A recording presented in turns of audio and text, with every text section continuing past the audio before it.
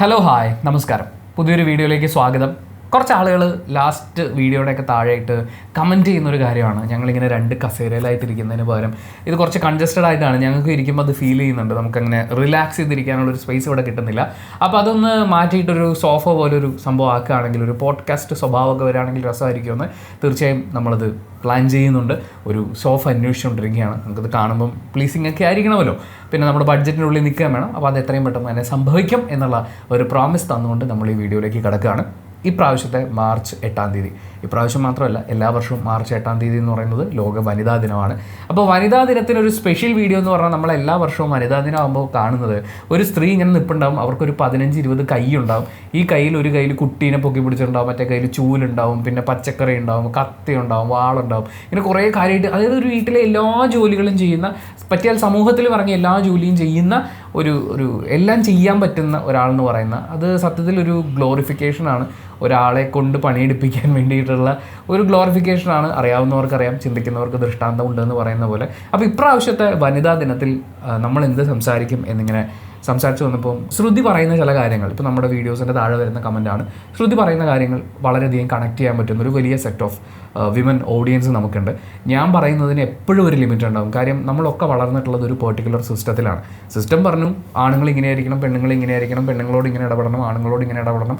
നമ്മളൊക്കെ ആ ഫ്ലോയിൽ പൊയ്ക്കൊണ്ടിരിക്കുകയാണ്. ചെറുതിലേ തൊട്ട് പഠിക്കുന്നതുകൊണ്ട് തന്നെ നമ്മൾ പോലും അറിയാതെ ഉള്ളിൽ പതുക്കി വെച്ചിരിക്കുന്ന കുറേ ചിന്തകളാണ്. അപ്പോൾ അതിനെയൊക്കെ ബ്രേക്ക് ചെയ്ത് പരസ്പരം മനസ്സിലാക്കുക എന്ന് പറഞ്ഞു കഴിഞ്ഞാൽ കുറച്ച് ടഫായിട്ടുള്ളൊരു ജേണി തന്നെയാണ്. ആ ജേണിയിൽ എഫേർട്ട് ഇട്ട് മുന്നോട്ട് പോകുന്ന ഒരുപാട് ആളുകളുണ്ട്. അതിൻ്റെ മാറ്റങ്ങൾ നമ്മൾ കാണുന്നുണ്ട്. നമ്മൾ കുറച്ചും കൂടി ഡീപ്പായിട്ട് മനസ്സിലാക്കാൻ ശ്രമിക്കുക എന്ന് പറയില്ലേ, ആ ഒരു ഉദ്ദേശമാണ് നമ്മുടെ ഈ ഒരു ടോക്കിലുള്ളത്. അങ്ങനെ ഒരു സ്പെസിഫിക് ടോപ്പിക്കില്ല, ഇത് ശരിയോ തെറ്റോ എന്ന് പറയുന്ന പോലത്തെ ഒരു ടോപ്പിക്കല്ല. പക്ഷേ നമ്മൾ അങ്ങോട്ടും ഇങ്ങോട്ടും ഈ ജെൻഡറിനെ മനസ്സിലാക്കുക എന്ന് പറയുന്ന ആ ഒരു കാര്യമാണ് ഇന്ന് നമ്മൾ ഇമ്പോർട്ടൻസ് കൊടുക്കുന്നത്. ഉണ്ണി പറഞ്ഞ ഫേസ്ബുക്ക് പോസ്റ്റിൽ നിന്ന് തന്നെ തുടങ്ങുകയാണെന്നുണ്ടെങ്കിൽ, കുറച്ച് വർഷം മുന്നേ വരെ ഞാൻ ഫേസ്ബുക്കിൽ ഇപ്പോൾ അത്ര ആക്റ്റീവായിട്ടുള്ള ഒരാളല്ല. അതുകൊണ്ട് കുറച്ച് വർഷം മുന്നേ വരെ നമ്മൾ രാവിലെ മാർച്ച് 8-ാം തീയതി രാവിലെ ഫേസ്ബുക്ക് തുറക്കുന്ന സമയത്ത് നമുക്ക് കുറേ മെൻഷൻസ് വരും. ഭയങ്കര ഗ്ലോറിഫിക്കേഷൻ നിറഞ്ഞ പോസ്റ്റുകളിലായിരിക്കും നമ്മളെ മെൻഷൻ ചെയ്യുന്നത്. ഇത് തുടക്കകാലത്തൊക്കെ നമുക്ക് ഇതിൻ്റെ ഒരു അബദ്ധം അല്ലെങ്കിൽ ഒരു ട്രാപ്പ് എന്ന് പറയുന്നത് എത്രത്തോളം ആണെന്ന് മനസ്സിലാകുമായിരുന്നില്ല. ഞാൻ പറഞ്ഞത് ഫേസ്ബുക്കൊക്കെ തുടങ്ങുന്ന സമയത്ത്. പക്ഷെ പിന്നെ നമുക്ക് ഈ മെൻഷൻ വരുന്നത് കാണുമ്പോൾ തന്നെ ഭയങ്കര ഒരു ബുദ്ധിമുട്ടാണ്. ഞാൻ പോസ്റ്റ് തന്നെ ഇട്ടിട്ടുണ്ട്, ദയവ് ചെയ്തിട്ട് ആരും എന്നെ ഇത്തരത്തിലുള്ള പോസ്റ്റുകളിലൊന്നും മെൻഷൻ ചെയ്യരുത്. ഇത് കാണുമ്പോൾ ഒരു സ്ത്രീ എന്നുള്ള നിലയിൽ അത്രമാത്രം ബുദ്ധിമുട്ട് അനുഭവിക്കുന്നുണ്ട്. അതുകൊണ്ട് ദയവ് ചെയ്ത് ആരും ഇത്തരത്തിലുള്ള പോസ്റ്റിൽ മെൻഷൻ ചെയ്യരുതേ എന്ന് പറഞ്ഞ് ഞാൻ മാർച്ച് 7-ാം തീയതിയെ പോസ്റ്റ് ഇടാറുണ്ടായിരുന്നു. ഇത് കേൾക്കുമ്പോൾ ചില ആൾക്കാർക്ക് തോന്നും, എന്നാൽ പിന്നെ അത്തരത്തിലുള്ള ആൺകുട്ടികളെ ഫേസ്ബുക്ക് ഫ്രണ്ട്സ് ലിസ്റ്റിൽ നിന്ന് കളഞ്ഞാൽ പോരെ എന്ന് തോന്നും. അവിടെയാണ് നമ്മുടെ സൊസൈറ്റി ഒരു പാർട്ടായിട്ട് വരുന്നത്. കാരണം എത്ര പുരുഷന്മാർ, അവർക്കിത് അറിയാൻ പറ്റും, അവരാലോചിക്കുമ്പോൾ സ്ത്രീകളെ പുകഴ്ത്തി ഒരു പോസ്റ്റ് ഇടാം, സ്ത്രീകളെ പുകഴ്ത്തുന്നത് നമ്മൾ ഇന്ന തരത്തിലാണ്, അപ്പോൾ അത് കാണുമ്പോൾ അവർക്കൊരു സന്തോഷമാകും എന്ന് കരുതിയിട്ടാണ് അവർ ആ പോസ്റ്റ് ഇടുന്നത്. നമ്മൾ അതിൻ്റെ പ്രശ്നം പറഞ്ഞ് മനസ്സിലാക്കി കൊടുക്കാൻ ശ്രമിച്ചു കഴിഞ്ഞാലും അവർക്കത് മനസ്സിലാവില്ല. അവർക്ക് ദേഷ്യം വരിക, ഞങ്ങൾ നിങ്ങളെക്കുറിച്ച് ഇത്രയും നല്ലൊരു കാര്യം പറഞ്ഞിട്ട് അതുപോലും മനസ്സിലാക്കാതെ ഞങ്ങളെ കുറ്റപ്പെടുത്തുകയാണോ എന്നായിരിക്കും അവർക്ക് തിരിച്ചു തോന്നുന്നുണ്ടാവുക. പക്ഷേ ഇപ്പോൾ ഞാൻ മാർച്ച് 8-ാം തീയതികളിൽ കാണുന്നത്, കുറച്ച് വർഷമായിട്ട് കാണുന്നത് വളരെ പോസിറ്റീവായിട്ടുള്ളൊരു മാറ്റമാണ്. സ്ത്രീകളെ സെലിബ്രേറ്റ് ചെയ്യുന്നത് കാണുന്നുണ്ട്. അതൊരു പക്ഷേ ഒരു സ്ത്രീ മറ്റൊരു കൂട്ടം സ്ത്രീകളെ ആയിരിക്കാം, അല്ലെങ്കിൽ സ്വന്തമായിട്ട് ആസ് എ വുമൻ നമ്മുടെ ഇത്രയും നാളത്തെ ഒരു ജേണി അത് എന്തുമാത്രം ബുദ്ധിമുട്ടുകൾ നിറഞ്ഞതായിരുന്നു. ആ ഒരു യാത്രയ്ക്ക് ശേഷം ഇപ്പം നമ്മൾ എത്തിയിരിക്കുന്ന ഒരു സ്റ്റേറ്റ് എന്നൊക്കെ പറയുന്നത്, അതിനെ സെലിബ്രേറ്റ് ചെയ്യുന്ന ഒരുപാട് പോസ്റ്റുകൾ ഞാൻ കണ്ടിട്ടുണ്ട്. അത് കാണുമ്പം സന്തോഷം തോന്നാറുണ്ട്. ചില ആൾക്കാർക്കൊക്കെ സംശയമുള്ളത്, മാർച്ച് 8 എന്ന് പറയുന്ന ഒരു ദിവസത്തിൻ്റെ ആവശ്യമുണ്ടോ? അതേത് ദിവസം വരുമ്പോഴും ആൾക്കാർ ചോദിക്കും, ഇങ്ങനെ ഒരു ദിവസത്തിൻ്റെ ആവശ്യമുണ്ടോ? ഇപ്പം നവംബർ 14 വരുമ്പം ചിൽഡ്രൻസ് ഡേയുടെ ആവശ്യമുണ്ടോ? കുഞ്ഞുങ്ങൾ എന്നും സെലിബ്രേറ്റ് ചെയ്യപ്പെടേണ്ടതല്ലേ എന്ന് ചോദിക്കും. പക്ഷേ ഒരു ഓർമ്മപ്പെടുത്തലാണ്, നമുക്ക് തന്നെ തിരിഞ്ഞു നിന്നൊന്ന് ആലോചിക്കാൻ വേണ്ടിയിട്ട്. നമ്മൾ ഏറ്റവും കുറവ് സമയം സ്പെൻഡ് ചെയ്യുന്നത് നമ്മളെക്കുറിച്ച് ആലോചിക്കാനല്ലേ. അപ്പോൾ ഇങ്ങനൊരു ദിവസം വരുമ്പം ഒരു സ്ത്രീ എന്നുള്ള നിലയിൽ നമ്മൾ കടന്നു വന്ന മൊമെൻറ്റ്സ്, അതിനെക്കുറിച്ച് ആലോചിക്കാൻ ഒരു ദിവസം ഉള്ളത് നല്ലതായിട്ടാണ് എനിക്ക് തോന്നിയിട്ടുള്ളത്. ഞാൻ കമൻറ്റ് ബോക്സ് കാണുമ്പോൾ ഏറ്റവും കൂടുതൽ കണ്ടിട്ടുള്ളൊരു കമൻറ്റാണ്, ഞാനത് ഉണ്ണിയോട് ചോദിക്കാം, അത് ഉണ്ണിയുടെ വായിൽ നിന്ന് തന്നെ എനിക്ക് അതിൻ്റെ ആൻസർ കിട്ടിയാൽ കൊള്ളാമെന്നുണ്ട്. എങ്ങനെയാണ് സ്ത്രീകളെക്കുറിച്ച് ഇത്രയും നന്നായി മനസ്സിലാക്കാൻ സാധിക്കുന്നത്, സ്ത്രീകളുടെ ഇമോഷൻസ്? ഇതെന്ന് പറയുന്നത് ഒരു കോൺസ്റ്റൻറ്റ് ജേണിയാണ്. ഇങ്ങനെയൊക്കെ പറയാൻ ഞാൻ മറ്റേ സ്റ്റഡി ക്ലാസ് എടുക്കുന്ന പോലെയും സംഭവം ഇത്രയേ ഉള്ളൂ. ഞാൻ എൻ്റെ ജീവിതത്തിൽ കണ്ടിട്ടുള്ള പെൺകുട്ടികൾ, അവരെന്നോട് ഡിസ്ക്രൈബ് ചെയ്തിട്ടുള്ള കാര്യങ്ങൾ, ഞാൻ കണ്ടിട്ടുള്ള സിനിമകൾ, ഞാൻ വർക്ക് ചെയ്തപ്പോൾ എൻ്റെ കൂടെ ഉണ്ടായിരുന്ന ആളുകൾ, ഇവരിൽ നിന്നൊക്കെ ഞാൻ പയ്യെ മനസ്സിലാക്കി എടുത്തിട്ടുള്ള കാര്യങ്ങളുണ്ട്. പക്ഷേ നമ്മുടെയൊക്കെ പ്രശ്നം എന്താണെന്ന് വെച്ചാൽ നമ്മൾ പഠിച്ച് വളരുന്ന ഒരു ഇതുണ്ടല്ലോ, അതായത് ഇപ്പം പെൺകുട്ടികളെ ആൺകുട്ടികൾക്ക് തല്ലാം. ഈ ധാരണ എനിക്ക് മാറുന്നത് ഞാനൊരു +2 പഠിക്കുന്ന സമയത്ത് കണ്ടാണ്. ഞാൻ എൻ്റെ അനിയത്തിയെ തല്ലി എന്ന് പറഞ്ഞു കഴിഞ്ഞാൽ അവളുടെ കാലിൽ അടിച്ചത്, പക്ഷേ അവളുടെ മുഖം പയ്യെ കരഞ്ഞു വന്ന അവളുടെ മുഖം എനിക്കൊരിക്കലും മറക്കാൻ പറ്റില്ല. അവിടെ വെച്ച് എനിക്ക് മനസ്സിലായി നമ്മളങ്ങനെ നോവിച്ചിട്ട് നമുക്ക് എന്താ കിട്ടാൻ പോകുന്നത്, അത് ആ മൊമെൻറ്റിലെ ദേഷ്യപ്രകടനമാണല്ലോ. അതിനുശേഷം നമ്മൾ വർക്ക് ചെയ്യുന്ന സമയത്ത് പെൺകുട്ടികളുടെ പീരീഡ്സിനെ കുറിച്ച് കൂടുതൽ സംസാരിക്കുക. അതുവരെ നമ്മൾ കോളേജിൽ പഠിക്കുമ്പോൾ ഒക്കെ ഒരു പത്രത്തിൽ പൊതിഞ്ഞുകൊണ്ട് പോകുന്ന ബണ്ണ് പോലത്തെ ഒരു പാക്കറ്റ്, ഇതാണ് നമുക്ക് പെൺകുട്ടികളുടെ പീരീഡ്സ്. ഇതിനപ്പുറം ഒന്നും അറിയില്ല. ആ സമയത്ത് അവർ കടന്നു പോകുന്ന ഫിസിക്കൽ ആൻഡ് ഇമോഷണൽ കാര്യങ്ങളെക്കുറിച്ച് ഒരു ധാരണയില്ല. എനിക്ക് 2 അനിയത്തിമാരുണ്ടായിരുന്നു, എൻ്റെ അമ്മ ഉണ്ടായിരുന്നു. അപ്പോഴും എനിക്ക് ഈ പരിപാടി അറിയില്ല. അമ്മയുടെ അലമാരിയിൽ എന്തെങ്കിലും ക്ലീൻ ചെയ്യാൻ നോക്കുന്ന സമയത്ത് കാണുന്ന 2-3 പാഡുകൾ മാത്രമാണ് എനിക്കറിയാവുന്ന കാര്യം. അവിടെ നമ്മൾ വർക്ക് ചെയ്യാൻ പോകുന്ന സമയത്താണ് പച്ചയ്ക്ക് അവർ തുറന്നു പറയുന്നു. വളരെ ബോൾഡായിട്ടുള്ള പെൺകുട്ടികളോടൊപ്പം ജോലി ചെയ്യാൻ പറ്റിയിട്ടുണ്ട് എനിക്ക്. അപ്പോൾ അവർ പച്ചയ്ക്ക് ഇത് തുറന്നു പറയുന്നു, അതിനെക്കുറിച്ച് സംസാരിക്കുന്നു, പെൺകുട്ടികളുടെ പ്രൈവസിയെക്കുറിച്ച് സംസാരിക്കുന്നു. ഏതാണ്ട് ആ ഒരു സമയത്തോടു കൂടി നമ്മുടെ 22FK ഇറങ്ങുന്ന സമയം തൊട്ട് സിനിമകളിലൂടെ പകർന്നു വന്നിട്ടുള്ള കുറേ കാര്യങ്ങളുണ്ട്. പെൺകുട്ടികളും ആൺകുട്ടികളെ പോലെ തന്നെ ചിന്തിക്കുകയും പ്രവർത്തിക്കുകയും ചെയ്യും. അതുവരെ എനിക്കറിയില്ല. ഞാൻ വിചാരിച്ചിരിക്കുന്നത് പഠിക്കുന്ന സമയത്ത് നല്ലോണം മാർക്ക് വാങ്ങി പഠിക്കുന്ന പഠിപ്പിസ്റ്റ് പെൺകുട്ടികളും പിന്നെ സ്വപ്നം കണ്ട് മാർക്ക് വാങ്ങാതെ പോകുന്ന ഒരു സെറ്റ് പെൺകുട്ടികൾ. ഇതിൻ്റെ ഇടയിലുള്ള ജീവികളെക്കുറിച്ചൊന്നും നമുക്കറിയില്ല, അല്ലെങ്കിൽ നമ്മൾ ഇൻട്രാക്ട് ചെയ്യേണ്ടി വന്നിട്ടില്ല. പെൺകുട്ടികളെക്കുറിച്ച് ആൺകുട്ടികളുടെ ഡിസ്കഷൻസിൽ വരുന്നതും പ്രേമിക്കുക അങ്ങനത്തെ സാധനങ്ങളൊക്കെയാണ്. അപ്പോൾ അവിടുന്ന് മാറിയിട്ട് അതിനപ്പുറത്തേക്ക് ഈ ഫീമെയിൽ ഐഡൻറ്റിറ്റീസ് എന്ന് പറയില്ലേ, ഇപ്പം പെണ്ണെന്ന് പറഞ്ഞു കഴിഞ്ഞാൽ നമുക്ക് പെങ്ങളും അമ്മയും മാത്രമാണ്. അത് മാറിയിട്ടുള്ള ഐഡൻറ്റിറ്റീസിനെ കുറിച്ച് നമ്മൾ മനസ്സിലാക്കുക. അതേപോലെ ഒരുപാട് ആൾക്കാർ സോഷ്യൽ മീഡിയയിൽ അടക്കം സ്പ്രെഡ് ചെയ്തിട്ടുള്ള കുറേ അവയർനെസ് ഉണ്ട്. പീരീഡ്സിൻ്റെ സമയം, അതുപോലെ ഇപ്പോൾ നമ്മൾ പോസ്റ്റ്പാർട്ടം ഡിപ്രഷനെ കുറിച്ച് സംസാരിക്കുന്നത്, പലതരം ഇമോഷണൽ സിറ്റുവേഷൻസ്, അതിനെ ടാക്കിൾ ചെയ്യാൻ ഓരോ പെൺകുട്ടികളും എടുക്കേണ്ടി വരുന്ന എഫേർട്ട്, ചിലർ പറ്റാത്തതിൻ്റെ പേരിൽ അനുഭവിക്കുന്ന മാനസിക പ്രശ്നങ്ങൾ, ഇതൊക്കെയും പലരായി പറഞ്ഞറിഞ്ഞു കഴിയുമ്പോൾ എനിക്കെന്താണെന്നറിയില്ല, വേറൊരാളുടെ ഒരു ഇമോഷൻ കേട്ട് കഴിഞ്ഞാൽ ഞാനും ഇരുന്ന് ആലോചിക്കും ഞാൻ ആ ഇമോഷനിലാണെങ്കിലോ. അതുകൊണ്ടാണ് ഈ സിനിമയെക്കുറിച്ച് സംസാരിക്കുമ്പോൾ ഞാനിങ്ങനെ ഡെപ്തിൽ സംസാരിക്കുന്നത് നിങ്ങൾക്ക് തോന്നുന്നത്. ഞാൻ അയാളുടെ ഇമോഷനിൽ ഞാനായിരുന്നെങ്കിൽ എന്ന് പറഞ്ഞാൽ ആലോചിക്കുക. അങ്ങനെ ആലോചിക്കുമ്പോൾ ഇത്രയും ഇമോഷൻസ് ഇപ്പം ശ്രുതിയോട് സംസാരിക്കുമ്പോഴാണ് ശ്രുതി കടന്നു പോകുന്ന ഓരോ സിറ്റുവേഷൻസിലും അതെങ്ങനെയാണെന്നുള്ളത് ഞാൻ മനസ്സിലാക്കുന്നത്.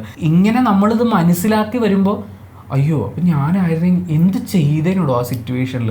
നമുക്കിത് അനുഭവിക്കേണ്ടി വരുന്നില്ലല്ലോ, ഇത് കേൾക്കാൻ മാത്രമല്ലേ. നമ്മളിങ്ങനെ ഇരുന്ന് ആലോചിക്കും. ആ ആലോചനകളുടെ ഭാഗമായിട്ടാണ് പിന്നെ ഈ പറഞ്ഞ പോലെ എമ്പതി എന്ന് പറയുന്ന സാധനം അതാണെന്നാണ് ഞാൻ വിശ്വസിക്കുന്നത്. അവരിങ്ങനെ പാസ് ചെയ്ത് പോകുന്നില്ല. അപ്പോൾ നമ്മൾ കൊടുക്കേണ്ട ഒരു പരിഗണനയുണ്ട്. എന്ന് വെച്ചാൽ പാവം തോന്നി സഹായിക്കാതല്ല പറയുന്നത്, നമ്മൾ കൺസിഡർ ചെയ്യണം നമ്മുടെ കൂടെയുള്ള ഹ്യൂമൻ ബീയിങ്സിനെ. ഒരു ആൺകുട്ടി അനുഭവിക്കുന്ന പ്രശ്നം എന്നോട് പറഞ്ഞാൽ എനിക്ക് ചിലപ്പോൾ കണക്ട് ചെയ്യാൻ പറ്റും. അതേപോലെ ഒരു പെൺകുട്ടിയും ഇവിടെ കഷ്ടപ്പെടുമ്പോൾ എനിക്ക് കണക്ട് ചെയ്യാൻ പറ്റണം. നമ്മുടെ സിസ്റ്റം അതിന് നമ്മളെ അനുവദിക്കുന്നില്ല. അതിനെ ബ്രേക്ക് ചെയ്ത് വരിക എന്നുള്ളതാണ്. എൻ്റെ ഭാഗത്ത് നിന്ന് കോൺസ്റ്റൻറ്റ് ശ്രമങ്ങളുണ്ട്. പക്ഷേ പുസ്തകങ്ങളും സിനിമകളും ചർച്ചകളും ഒക്കെയാണ് നമ്മളെ ഇങ്ങനെ ചിന്തിക്കാൻ പഠിപ്പിക്കുന്നത്. ആൻഡ് അങ്ങനെ പഠിക്കേണ്ട ആവശ്യകതയെ ഓർമ്മിപ്പിക്കുന്നതാണ് വനിതാ ദിനം എന്നാണ് ഞാൻ മനസ്സിലാക്കുന്നത്. വനിതകളുടെ എല്ലാ ദിവസവും വനിതകളുടെ ദിനം തന്നെയാണ്. പക്ഷേ അതിനെക്കുറിച്ച് നേരത്തെ പറഞ്ഞ പോലെ ആരും പഠിക്കാൻ ഇവിടെ പറഞ്ഞു തരുന്നില്ലല്ലോ. നമ്മളോട് പറയുന്നത് ആൺകുട്ടികളോ പെൺകുട്ടികളോ ഒരു മാറി അങ്ങോട്ട് നിന്നോ, നടുക്കൊരു ലൈനിട്ട് വെക്കണമെന്നാണല്ലോ. അപ്പോൾ അതിനെ ബ്രേക്ക് ചെയ്തിട്ടില്ലെങ്കിൽ പോലും അങ്ങോട്ടും ഇങ്ങോട്ടും മനസ്സിലാക്കാൻ നമ്മൾ പഠിക്കണം. This is A day for that. നമ്മൾ ഫെമിനിസം റിലേറ്റഡ് കുറച്ച് വീഡിയോസ് ചെയ്തിട്ടുണ്ടായിരുന്നു. അപ്പോൾ അത് ചെയ്ത സമയത്ത് നമ്മൾ കോൺസ്റ്റൻ്റ് ആയിട്ട് പറയുന്ന ഒരു കാര്യമായിരുന്നു, നമ്മൾ സ്ത്രീകളെക്കുറിച്ച് സംസാരിക്കുമ്പം, സ്ത്രീകൾ അനുഭവിക്കുന്ന പ്രശ്നങ്ങളെക്കുറിച്ച് സംസാരിക്കുമ്പോൾ, സ്ത്രീകളുടെ അവകാശങ്ങളെക്കുറിച്ച് സംസാരിക്കുമ്പോൾ നമ്മൾ പുരുഷന്മാർക്ക് എതിരാണ് എന്ന് പറഞ്ഞിട്ട് ആ ഒരു രീതിയിലാണ് അതിനെ എല്ലാവരും കാണാൻ ശ്രമിക്കുക. ഒരു ഫസ്റ്റ് ഇംപ്രഷൻ അങ്ങനെയാണ്. പലപ്പോഴും ഈ ചർച്ചകളൊക്കെ, പ്രത്യേകിച്ച് ഞാൻ ഈ അടുത്ത് ഏതായിരുന്നു തമ്മിൽ 24 ന്യൂസിൽ എടുത്തു പറയേണ്ട വളരെ മികച്ച ചർച്ചകളാണ് ശ്രീകണ്ഠൻ നായർ സാർ നയിച്ചുകൊണ്ടിരിക്കുന്നത്. അതിനകത്തൊക്കെ വളരെ കഷ്ടപ്പെട്ട് നമ്മൾ അൺലേൺ ചെയ്ത് നമ്മൾ നമ്മുടെ ബുദ്ധിമുട്ടുകൾ പറഞ്ഞ് പ്രശ്നങ്ങൾ പറഞ്ഞ് നമ്മൾ ഇന്ന കാര്യങ്ങളിലാണ് വന്നുകൊണ്ടിരിക്കുന്നത് എന്നൊക്കെ കഷ്ടപ്പെട്ടൊരു സൊസൈറ്റീനെ നമ്മളിങ്ങനെ പഠിപ്പിച്ചുകൊണ്ട് വരുന്ന സമയത്ത് ഇതുപോലൊരു ചർച്ച നടത്തും. നമ്മളൊരു 20 കൊല്ലം ബാക്കിലേക്ക് കൊണ്ടുപോയി നിർത്തും. അല്ല, ഞാൻ വനിതാ ദിനത്തെക്കുറിച്ച് പറഞ്ഞപ്പോൾ ഞാൻ ആ ചർച്ച, അങ്ങനെ ഒരു ചർച്ചയൊക്കെ സംഘടിപ്പിക്കാൻ വനിതാ ദിനത്തിലും ഒരുപക്ഷെ ശ്രീകണ്ഠൻ നായർ സാർ ശ്രമിച്ചു എന്ന് വരും. നമ്മുടെ മനസ്സമാധാനത്തിന് അങ്ങനെയുള്ള ചർച്ചകളൊന്നും കാണാതിരിക്കുന്നതാണ് നല്ലത്. ആകെ മൊത്തത്തിൽ ഇത്രയേ ഉള്ളൂ. നമ്മളെല്ലാവരും വിചാരിക്കുന്നത് നമ്മളുടെ കഷ്ടപ്പാടാണ് ഏറ്റവും വലിയ കഷ്ടപ്പാടെന്നാണ്. അതുകൊണ്ടാണ് സ്ത്രീകൾ ഞങ്ങൾ ഇത്രയൊക്കെ കഷ്ടപ്പെടുന്നുണ്ടെന്ന് പറയുമ്പോൾ നിങ്ങൾ മാത്രമല്ലോ ഞങ്ങളും കഷ്ടപ്പെടണ്ടോ എന്നാണ് പറയാമെന്ന് തോന്നുന്നത്. ഈ വാദം ഉണ്ടല്ലോ, ഞങ്ങളാണ് ഏറ്റവും കൂടുതൽ കഷ്ടപ്പെടുന്നത് വാദം, അത് വന്നു കഴിഞ്ഞാൽ നമുക്ക് ഓപ്പണായിട്ട് ഒന്നും എടുക്കാൻ പറ്റില്ല. അതൊന്ന് വിട്ടിട്ടേ നമ്മളെല്ലാവരും ഈ ഭൂമിയിൽ ജീവിക്കുകയല്ലേ, നിങ്ങളും കഷ്ടപ്പെടുന്നുണ്ട്, നമ്മളും കഷ്ടപ്പെടുന്നുണ്ട്, എല്ലാവരും കഷ്ടപ്പെടുന്നുണ്ട്. പക്ഷേ അതിൽ ചില കഷ്ടപ്പാടുകളെ ഒന്ന് സ്പെസിഫിക് ആയിട്ട് ഓർത്തെടുക്കുക, അല്ലെങ്കിൽ ചില തടസ്സങ്ങളെ ഒന്ന് ഓർത്തെടുക്കുക, അതിനെ ബ്രേക്ക് ചെയ്യേണ്ട ആവശ്യകതയെക്കുറിച്ച് മാത്രമാണ് നമ്മൾ സംസാരിക്കുന്നത്. നിങ്ങളുടെ കഷ്ടപ്പാടുകളെ കുറച്ച് കാണലല്ല. നമ്മൾ ആണായാലും പെണ്ണായാലും നമ്മൾ ഏത് ജെൻഡറിലുള്ള ആൾക്കാരാണെങ്കിലും നമ്മളിവിടെ കഷ്ടപ്പെടുന്നതിൻ്റെ റീസൺ നമ്മൾ ഉൾപ്പെടെയുള്ള ആൾക്കാർ ഇവിടെ സെറ്റ് ചെയ്ത് വെച്ചിരിക്കുന്ന സിസ്റ്റത്തിൻ്റെ ബേസിലാണ്. അതിൻ്റെ ഒരു ഉത്തരവാദിത്വത്തിൽ നിന്ന് ആർക്കും വിട്ടുമാറി നിൽക്കാൻ പറ്റുമെന്ന് ഞാൻ വിചാരിക്കുന്നില്ല. ആ സിസ്റ്റത്തിൽ നമ്മൾ അനുഭവിച്ച ബുദ്ധിമുട്ടുകൾ നാളെ വേറൊരാൾ വരുമ്പോൾ അവരനുഭവിക്കാതിരിക്കാൻ വേണ്ടിയിട്ടാണ് നമ്മൾ പറയുന്നത് നമ്മുടെ സിസ്റ്റം മാറണം എന്നുള്ളത്. ഞാനൊക്കെ ഒരു 90s കിഡാണ്. അപ്പം നമ്മുടെയൊക്കെ ഒരു കാലഘട്ടത്തിൽ ഏറ്റവും കൂടുതൽ നമ്മൾ കേട്ട് വളർന്നിട്ടുള്ളത് നോസാണ്. അത് ചെയ്യാൻ പാടില്ല, ഇത് ചെയ്യാൻ പാടില്ല, അങ്ങനെ ചെയ്യാൻ പാടില്ല, ഇങ്ങനെ ചെയ്യാൻ പാടില്ല, അങ്ങനെ നടക്കാൻ പാടില്ല, ഇങ്ങനെ ഇരിക്കാൻ പാടില്ല, അങ്ങനെ കുറേ ഇല്ല ഇല്ല ഇല്ല ഇത് മാത്രം കേട്ടിട്ടാണ് നമ്മൾ വളർന്നിട്ടുള്ളത്. ജസ്റ്റ് ബിക്കോസ് നമ്മൾ പെൺകുട്ടികളായതുകൊണ്ട്. ഞാൻ എപ്പോഴും ആലോചിക്കുന്നൊരു കാര്യം, എൻ്റെ അച്ഛനും അമ്മയും ഒക്കെ വളരെ ഓർത്തഡോക്സ് ആയിട്ടുള്ള ചിന്താഗതികൾ പിന്തുടർന്ന് വന്നിരുന്ന ആളുകൾ തന്നെയാണ്. ഇപ്പോൾ അവരുടെ പേരൻറ്റിങ്ങിൻ്റെ അടിസ്ഥാനത്തിലാണെങ്കിലും എനിക്ക് നേരിടേണ്ടി വരുന്ന ബുദ്ധിമുട്ടുകൾ ഞാൻ അവരോട് തുറന്നു പറയുമ്പം എനിക്കിതിങ്ങനെ അല്ല വേണ്ടത്, ഇതിങ്ങനെയാണ് വേണ്ടത്, നിങ്ങൾ എന്നെ ഇങ്ങനെ അല്ല ട്രീറ്റ് ചെയ്യേണ്ടത് എന്നുൾപ്പെടെയുള്ള കാര്യങ്ങൾ ഞാൻ തുറന്നു പറയുന്ന സമയത്ത് അത് മനസ്സിലാക്കാനും, അയ്യോ അതങ്ങനെ ഞങ്ങൾ ചെയ്തതുകൊണ്ട് കുഞ്ഞിന് വിഷമമായോ, ശരി നമ്മളത് പഠിക്കാം, നമ്മളും അത് അങ്ങനെ ലേൺ ചെയ്യാം, നമുക്ക് ഒരുമിച്ച് അറിയാത്ത കാര്യങ്ങൾ നമുക്ക് അങ്ങോട്ടും ഇങ്ങോട്ടും ഒക്കെ പറഞ്ഞു തന്ന് നമുക്ക് ഒരുമിച്ച് വളരാമെന്ന് അങ്ങനെ ഒരു ആറ്റിറ്റ്യൂഡുള്ള ഒരു അച്ഛൻ്റെ അമ്മയോടൊപ്പം ഞാൻ വളർന്നിട്ടും എൻ്റെ നാട്ടുകാരിൽ നിന്നും എൻ്റെ വീട്ടുകാരിൽ നിന്നുമൊക്കെ എന്തുമാത്രം ഈ അരുത് അരുത് അരുത് അരുത് എന്നുള്ള കാര്യങ്ങൾ ഞാൻ കേട്ടിട്ടുണ്ടെന്ന് അറിയാമോ? അതുമാത്രമല്ല, സ്വന്തം കുട്ടിയെ അച്ഛനും അമ്മയും കേൾക്കാൻ തയ്യാറായി എന്നുള്ളതിൻ്റെ പേരിൽ ഈ അരുതുകൾ എൻ്റെ അച്ഛനും അമ്മയും കേട്ടു. ഞാൻ ആ സമയത്തൊക്കെ ആലോചിക്കുന്നത് എനിക്ക് സപ്പോർട്ടിംഗ് ആയിട്ടുള്ള ഒരു അച്ഛനും അമ്മയും അവിടെ ഉണ്ടായിരുന്നു. എന്നിട്ടും ഞാൻ ഇത്രയും കേട്ടെങ്കിൽ ഇതൊന്നുമില്ലാത്ത, ഇത്തരത്തിൽ ഒരു സപ്പോർട്ടിംഗ് സിസ്റ്റവും ഇല്ലാതെ വളർന്നു വരുന്ന പെൺകുട്ടികൾ, വളർന്നു വന്ന പെൺകുട്ടികൾ, ഇവരൊക്കെ അനുഭവിച്ചിട്ടുള്ളത് എന്തുമാത്രം പ്രശ്നങ്ങളായിരിക്കും, അല്ല അവർ കടന്നു പോയിട്ടുള്ളത് എന്തുമാത്രം പ്രശ്നങ്ങളിലൂടെ ആയിരിക്കും. എനിക്ക് എപ്പോഴും ഫീൽ ചെയ്തിട്ടുള്ളൊരു കാര്യമാണ് ഈ അച്ഛനമ്മമാർ പെൺമക്കളെ സപ്പോർട്ട് ചെയ്യാന്ന് പറയുന്നത്. നമുക്ക് ചില മെസ്സേജസ് വരുമ്പോഴും കണ്ടിട്ടുണ്ട്. അച്ഛനും അമ്മയൊക്കെ എനിക്ക് പറഞ്ഞ് മനസ്സിലാക്കാൻ പറ്റും, അല്ല അച്ഛനും അമ്മയൊക്കെ എന്നെ ഉൾക്കൊള്ളും. പക്ഷേ ഈ ബന്ധുക്കളും നാട്ടുകാരുമാണ് ഇവിടുത്തെ പ്രശ്നം എന്ന് പറയുന്നത്. കാരണം ബന്ധുക്കളും നാട്ടുകാരും കൂടി കുറ്റപ്പെടുത്താൻ തുടങ്ങുമ്പോൾ ഈ അച്ഛനമ്മമാർക്ക് അവരുടെ അതേ പ്രായത്തിൽ നിൽക്കുന്ന, അവരുടെ അതേ എക്സ്പീരിയൻസിൽ നിൽക്കുന്ന ആൾക്കാർ പറയുന്നതോട് മോളെ ഇങ്ങനെ വളർത്താൻ പാടില്ല, അവളെ ഇങ്ങനെ വിടാൻ പാടില്ല, അല്ലെങ്കിൽ അത് ഭയങ്കര മോശമാണ്, അവളെ കൊണ്ട് പറ്റില്ല എന്ന് പറയുമ്പോൾ ഇവരും കൂടി അങ്ങ് മാറിപ്പോവാണ്. അപ്പം ശ്രുതിയുടെ കാര്യത്തിൽ എങ്ങനെയാണ് ഈ അച്ഛനെയും അമ്മയും അവരുടെ അടുത്ത് എന്നെ ഇങ്ങനെ ബ്രിങ് ചെയ്യരുത് എന്ന് പറയാൻ പറ്റുന്ന ആ ഒരു സ്പേസ് അല്ലേ, അത് എവിടെ നിന്നാണ്, അല്ലെങ്കിൽ അതെങ്ങനെയാണ് പറ്റുന്നത്? എനിക്കൊന്നും ഒരു വലിയ വിഭാഗം പെൺകുട്ടികൾക്ക്, ഇവൻ ആൺകുട്ടി എന്നുള്ള നിലയ്ക്ക് എനിക്ക് പോലും എൻ്റെ അച്ഛനോടോ അമ്മയോടോ അങ്ങനെ പറയാൻ പറ്റിയിട്ടില്ല. നിങ്ങൾ എന്നെ ഇങ്ങനെ ട്രീറ്റ് ചെയ്യരുത് എന്ന് ഞാൻ പറഞ്ഞപ്പോഴൊക്കെ ഞാൻ പ്രതിസ്ഥാനത്തായിരുന്നു. അപ്പം അതെങ്ങനെയാണ്, ആ കമ്മ്യൂണിക്കേഷൻ എങ്ങനെയാണ് നടക്കുന്നത്? ഇങ്ങനെയല്ല ട്രീറ്റ് ചെയ്യപ്പെടേണ്ടതെന്ന് എങ്ങനെയാണ് തീരുമാനിക്കുക, അല്ലെങ്കിൽ എങ്ങനെ മനസ്സിലാവുക? എൻ്റെ അച്ഛനും അമ്മയും എൻറ്റയർലി ഡിഫറെൻ്റ് ആയിട്ടുള്ള രണ്ട് ക്യാരക്ടേഴ്സാണ്. ഞാൻ എപ്പോഴും കണ്ടിട്ടുള്ളത് അമ്മയ്ക്ക് എപ്പോഴും ഒരു പേടിയുണ്ട്. അമ്മയുടെ പേടിയൊക്കെ മാറി വന്നത് ഞാൻ ഈ അടുത്ത കാലത്താണ് കാണുന്നത്. അതിന് മുന്നേ വരെ അമ്മ എപ്പോഴും ഒരു കോൺസ്റ്റൻ്റ് ആയിട്ടുള്ള ഒരു പേടിയിലാണ്. അതായത് ഞാൻ മനസ്സിലാക്കുന്നത്, ഞാനിങ്ങനെ അമ്മയോട് സംസാരിക്കുമ്പോഴും ഒക്കെ എൻ്റെ അമ്മ ജനിച്ച് വളർന്നതെല്ലാം ആ പേടിയിലാണ്. എൻ്റെ അമ്മ എന്ന് മാത്രമല്ല, ആ സമയത്തുള്ള ഒരുപാട് സ്ത്രീകൾ അവരൊരു പേടി, അതായത് എന്തെങ്കിലും ഒന്ന് ചെയ്തു കഴിഞ്ഞാൽ പ്രശ്നമാണ്, ഈ പ്രശ്നമാണ് എന്നുള്ള സംഭവം കേട്ട് കേട്ട് കേട്ട് അവർ ജനിച്ച് വളർന്നു വന്നത് ഈ കോൺസ്റ്റൻ്റ് ആയിട്ട് ഈ പേടിയിലാണ് അവരുടെ ലൈഫ് മുന്നോട്ട് പോകുന്നത്. എല്ലാവരെയും, സമൂഹത്തെ, ചുറ്റുമുള്ള പുരുഷന്മാരെ, എല്ലാവരെയും പേടിയാണ്. കാരണം നമ്മുടെ സൊസൈറ്റി അങ്ങനെയാണല്ലോ. അങ്ങനെ ഒരു ട്രെയിനിങ് കിട്ടിയാണ് എൻ്റെ അമ്മ വളർന്നത്. അതേ ട്രെയിനിങ് ആയിരിക്കും അമ്മ എനിക്കും തരുന്നത്. അത് അമ്മയുടെ അറിവില്ലായ്മ കൊണ്ടിട്ടാണ്. അമ്മയ്ക്ക് അറിയില്ല ഇതിനപ്പുറത്തേക്ക് ധൈര്യം തന്നിട്ട് എങ്ങനെയാണ് ഒരു പെൺകുട്ടിയെ വളർത്തുക, ഓപ്പണായി കാര്യങ്ങൾ പറഞ്ഞ് എങ്ങനെയാണ് ഒരു പെൺകുട്ടിയെ വളർത്തുക എന്നുള്ളത് അവർക്ക് അറിയില്ല. കാരണം അവരതിന് ട്രെയിൻഡ് അല്ല. അത് ചെയ്യരുത്, ഇത് ചെയ്യരുത്. ഞാൻ പറയുന്നത് വഴക്ക് പറഞ്ഞ് വളർത്തിയെന്നല്ല. യോ മോളെ അത് ചെയ്യല്ലേ, അങ്ങനെ ചെയ്തു കഴിഞ്ഞാൽ അവരെന്ത് വിചാരിക്കും, ഇവരെന്ത് വിചാരിക്കും, യോ നാട്ടുകാരെന്ത് പറയും. ഇതാണ് ഞാൻ ഏറ്റവും കൂടുതൽ കേട്ടിട്ടുള്ളത്. അച്ഛൻ എന്ന് പറഞ്ഞു കഴിഞ്ഞാൽ ഞാനൊരു പീരീഡ്സ് ഒക്കെ ആവുന്ന സമയം വരെ, അത് എനിക്ക് തോന്നുന്നു ഒരുവിധം എല്ലാ പെൺകുട്ടികൾക്കും മനസ്സിലാക്കാൻ സാധിക്കും. അതായത് പീരീഡ്സ് ആവുന്നത് വരെ നമ്മൾ അച്ഛന്മാരുടെ ഭയങ്കര പെറ്റായിരിക്കും. അത് കഴിഞ്ഞ് കഴിഞ്ഞ് ഈ വീട്ടുകാരും നാട്ടുകാരൊക്കെ കൂടെ പറയും പറ്റത്തില്ല, ഇതുവരെ ട്രീറ്റ് ചെയ്ത പോലെ ഇനി പറ്റത്തില്ല, ഇനി കുറച്ച് ഡിസ്റ്റൻസ് ഒക്കെ ഇട്ട് നിന്നാൽ മതി എന്നുള്ളത് എന്ത് തേങ്ങയ്ക്കാണെന്ന് എനിക്കിതുവരെ മനസ്സിലായിട്ടില്ല. പക്ഷേ അങ്ങനെ പറയും.